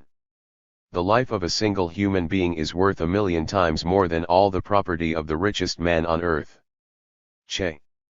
I don't think you and I are very closely related, however, if you are capable of trembling with indignation each time that an injustice is committed anywhere in the world, we are comrades, and that is more important. Che. At the risk of seeming ridiculous, let me say that the true revolutionary is guided by a great feeling of love. It is impossible to think of a genuine revolutionary lacking this quality. We must strive every day so that this love of living humanity will be transformed into actual deeds, into acts that serve as examples, as a moving force. Che, man, and socialism in Cuba. If you get yourself involved in a revolutionary struggle, then you've got to be serious. You got to know what you're doing. You got to already have practiced some type of theory. That's the reason we ask people to follow the leadership of the Vanguard Party. Because we all theorizing and we all practicing. We make mistakes, but we're always correcting them and we're always getting better. Fred Hampton, you can murder a liberator but you can't murder liberation. Everything in this world can be robbed and stolen, except one thing. This one thing is the love that emanates from a human being towards a solid commit meant to a conviction or cause. Ghassan Kanafani. I had spent many years pursuing excellence. Now it was dedicated to freedom, and that was far more important. Nina Simone. It is not difficult to be a revolutionary when revolution has already broken out and is in spate, when all people are joining the revolution just because they are carried away, because it is the vogue, and sometimes even from careerist motives. It is far more difficult and far more precious to be a revolutionary when the conditions for direct, open, really mass and really revolutionary struggle do not yet exist. Lenin, left-wing communism, an infantile disorder. True courage consists in being strong enough to master and overcome oneself and subordinate one's will to the will of the collective, the will of the higher party body. Stalin.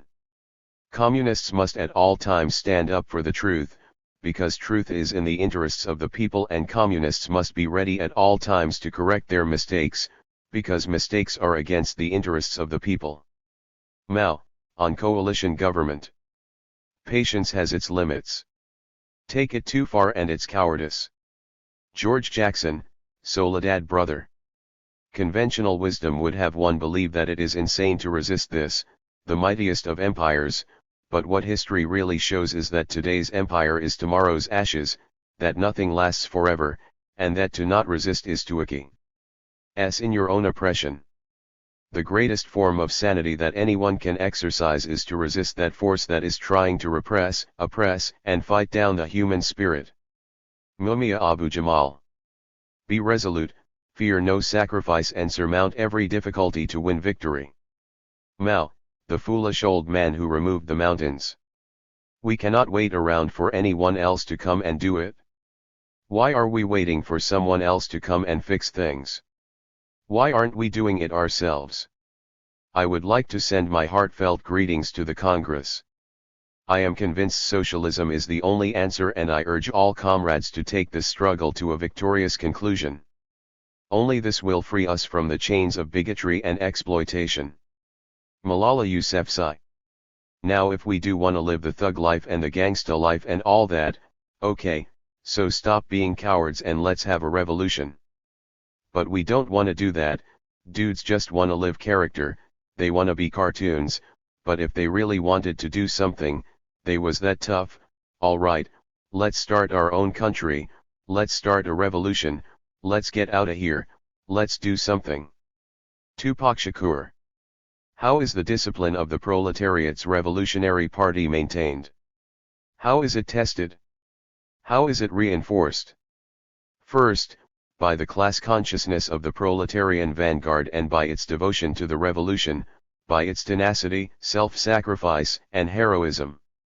Second, by its ability to link up, maintain the closest contact, and if you wish merge, in certain measure, with the broadest masses of the working people, primarily with the proletariat, but also with the non-proletarian masses of working people. Third, by the correctness of the political leadership exercised by this vanguard, by the correctness of its political strategy and tactics, provided the broad masses have seen, from their own experience, that they are correct. Lenin, left-wing communism, an infantile disorder. I have nothing and therefore nothing to lose. I have conditioned myself for every conceivable shock and strain, physically, mentally, and emotionally. I fear nothing. No threat or prospect of danger deters me, I've faced them all, continuously and by choice. I am willing to suffer with those who suffer, to die with those who die, and to struggle in the most extreme manner for their liberation. I've lived the past decade with no pleasures, no amenities, and no entertainment. I've conditioned myself for every extreme. This is the level of commitment that our struggle demands, and the level of commitment that I have, and those who share this commitment have my complete loyalty. Rashid, defying the tomb. War.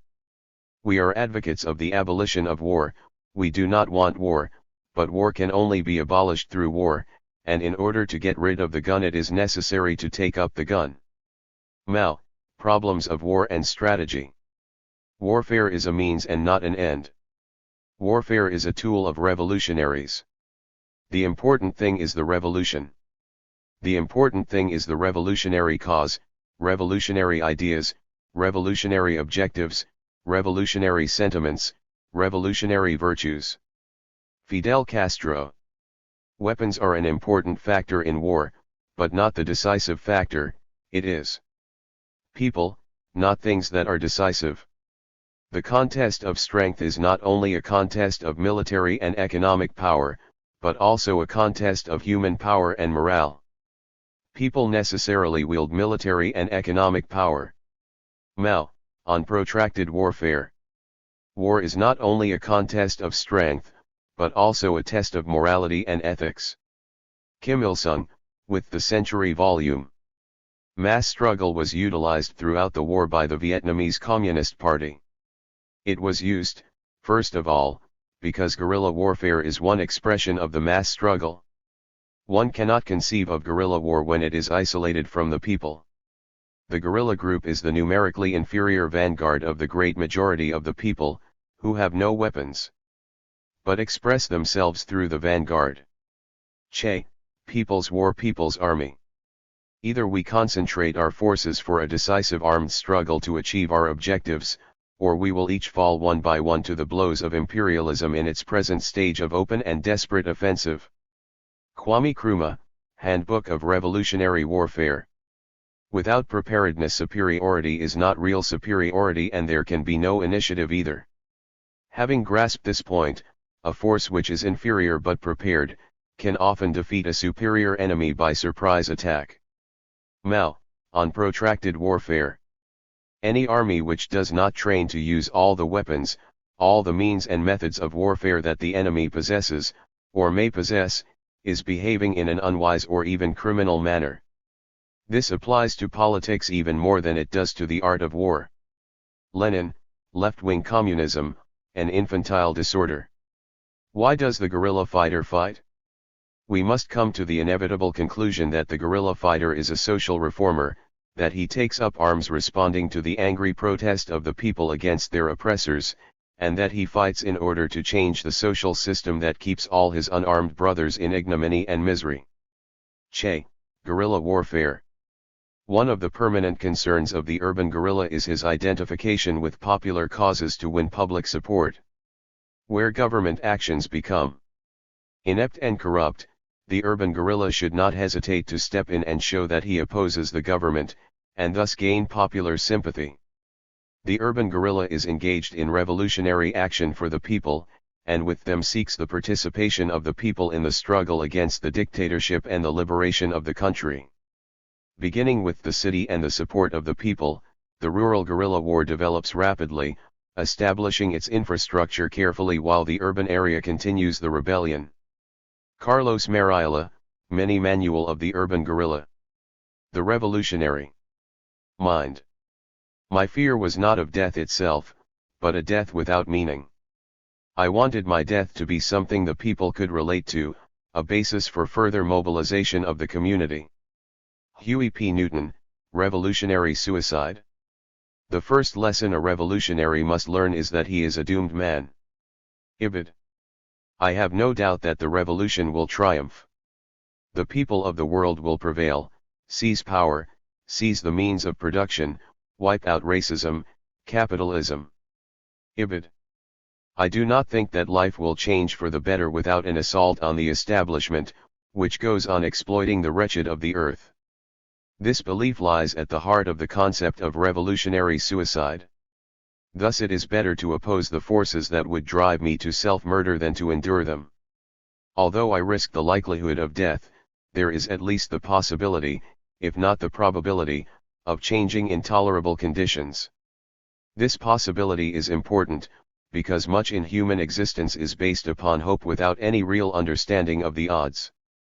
Indeed, we are all black and white alike, ill in the same way, mortally ill. But before we die, how shall we live? I say with hope and dignity, and if premature death is the result, that death has a meaning reactionary suicide can never have. It is the price of self-respect. Ibid.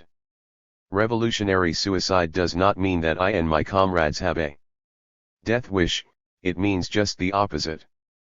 We have such a strong desire to live with hope and human dignity that existence without them is impossible. When reactionary forces crush us, we must move against these forces, even at the risk of death. Ibid.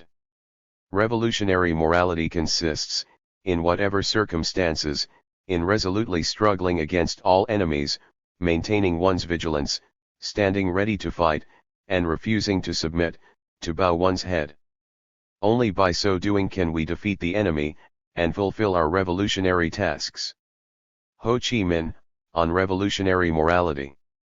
Revolutionary morality consists in uniting with the masses in one body, trusting them and paying attention to their opinion. By their words and deeds. Ibid.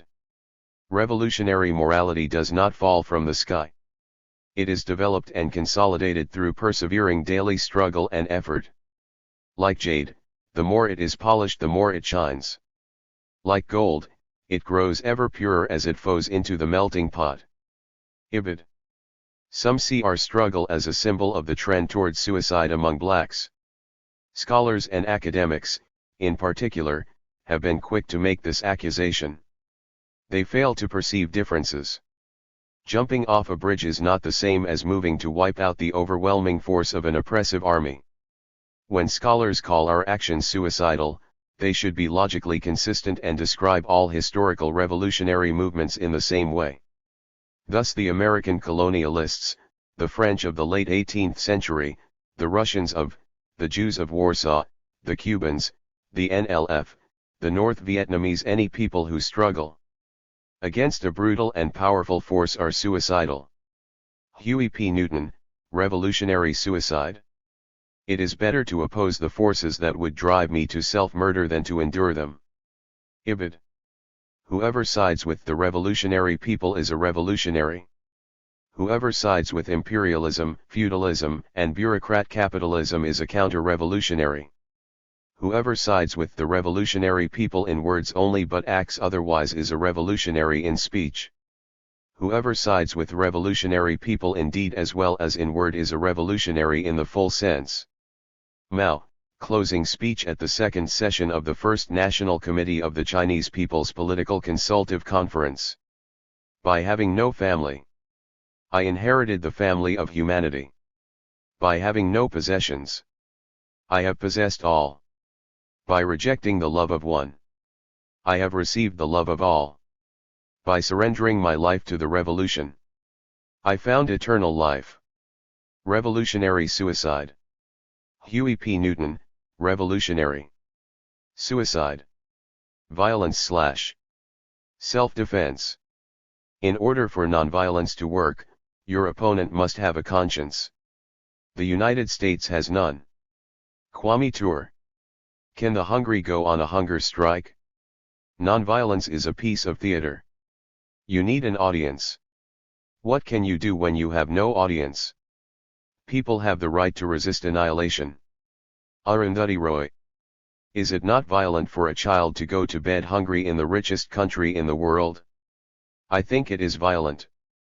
But that type of violence is so institutionalized that it becomes a part of our way of life. Not only do we accept poverty, we even find it normal. And that again is because the oppressor makes his violence a part of the functioning society. Kwame Ture, Stokely speaks, From Black Power to Pan-Africanism. We were told that violence in itself is evil, and that, whatever the cause, it is unjustified morally. By what standard of morality can the violence used by a slave to break his chains be considered the same as the violence of a slave master? By what standards can we equate the violence of blacks who have been oppressed, suppressed, depressed, and repressed for 4 centuries with the violence of white fascists? Violence aimed at the recovery of human dignity and at equality cannot be judged by the same yardstick as violence aimed at maintenance of discrimination and oppression. Walter Rodney, The Groundings with My Brothers. If violence is wrong in America, violence is wrong abroad. If it is wrong to be violent defending black women and black children and black babies and black men, then it is wrong for America to draft us and make us violent abroad in defense of her. And if it is right for America to draft us, and teach us how to be violent in defense of her, then it is right for you and me to do whatever is necessary to defend our own people right here in this country. Malcolm X, Message to the Grassroots. For the oppressors, it is always the oppressed who are disaffected, who are violent, barbaric, wicked, or ferocious when they react to the violence of the oppressors. Paulo Freire, Pedagogy of the Oppressed. With the establishment of a relationship of oppression, violence has already begun. Never in history has violence been initiated by the oppressed. How could they be the initiators, if they themselves are the result of violence? Ibid. Nonviolence is backed by the theory of soul force in which suffering is courted in the hope of ultimately winning over the opponent. But what happens when such an attempt fails to achieve the object? It is here that soul force has to be combined with physical force so as not to remain at the mercy of tyrannical and ruthless enemy. Bhagat Singh. Because of the way this society is organized, because of the violence that exists on the surface everywhere, you have to expect that there are going to be such explosions, you have to expect things like that as reactions. When someone asks me about violence, I find it incredible. Because what it means is that the person asking that question has absolutely no idea what black people have gone through, what black people have experienced in this country since the time the first black person was kidnapped from the shores of Africa. Angela Davis. The oppressor is only opposed to violence when the oppressed talk about using violence against the oppressor. The way the oppressor tries to stop the oppressed from using violence as a means to attain liberation is to raise ethical or moral questions about violence. I want to state emphatically here that violence in any society is neither moral nor is it ethical. It is neither right nor is it wrong. It is just simply a question of who has the power to legalize violence. Kwame Ture, Stokely speaks, From Black Power to Pan-Africanism. I'm nonviolent with those who are nonviolent with me. But when you drop that violence on me, then you've made me go insane, and I'm not responsible for what I do. Malcolm X, The Ballad, or The Bullet. There's new thinking coming in. There's new strategy coming in.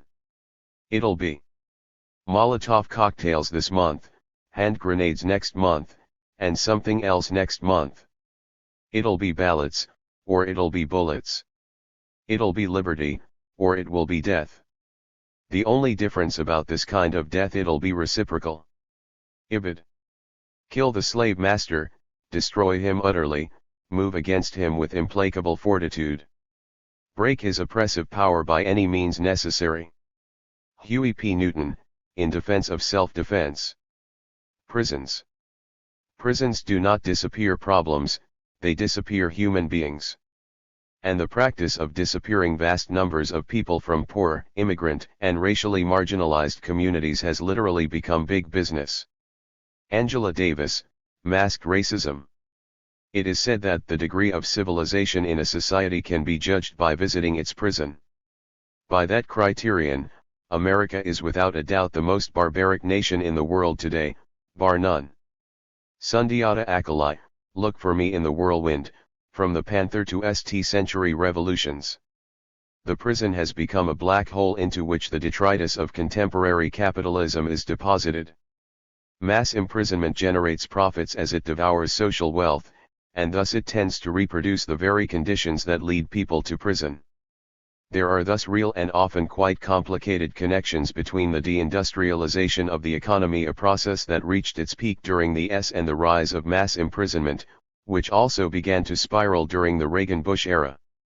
Angela Davis, Are Prisons Obsolete? The massive prison building project that began in the S created the means of concentrating and managing what the capitalist system had implicitly declared to be a human surplus. In the meantime, elected officials and the dominant media justified the new draconian sentencing practices, sending more and more people to prison in the frenzied drive to build more and more prisons by arguing that this was the only way to make our communities safe from murderers, rapists, and robbers. Ibid. Once U.S. prisons are recognized to be a system of enslavement, and the lie is exposed that slavery in America was ever abolished, the abusive conditions that pervades them makes perfect sense. Rashid, Razor Wire Plantations. The majority of people who are in prison are there because society has failed them. Angela Davis, Freedom is a Constant Struggle. The process through which imprisonment developed into the primary mode of state-inflicted punishment was very much related to the rise of capitalism and to the appearance of a new set of ideological conditions. Angela Davis. Prison kills your spirit, straight up. It kills your spirit. There is no creativity, there's none of that. Tupac Shakur. The political prisoners' words or deeds have in one form or another embodied political protests against the established order and have consequently brought him into acute conflict with the state. In light of the political content of his act, the crime assumes a minor importance. In this country, however, where the special category of political prisoners is not officially acknowledged, the political prisoner inevitably stands trial for a specific criminal offense, not for a political act. Angela Davis, If They Come in the Morning. Most people don't quite relate U.S. prisons to government-sponsored torture. We can thank the mainstream corporate media and politicians for this. Since the SNS they persistently projected the false image of U.S. prisons as resorts where criminal predators eat chips, lift weights, and watch videos all day, much like the images given of slavery as an experience that black folks actually enjoyed. These false images are sustainable because the real world of prisons is a hidden one, concealed behind walls and razor wire, inaccessible to the public. Rashid, American prisons are government-sponsored torture. Prison is a second-by-second assault on the soul, a day-to-day degradation of the self, an oppressive steel and brick umbrella that transforms seconds into hours and hours into days. Mumia Abu Jamal. It is said that no one truly knows a nation until one has been inside its jails. A nation should not be judged by how it treats its highest citizens, but its lowest ones. Nelson Mandela. When the prison doors are open, the real dragon will fly out. Ho Chi Minh.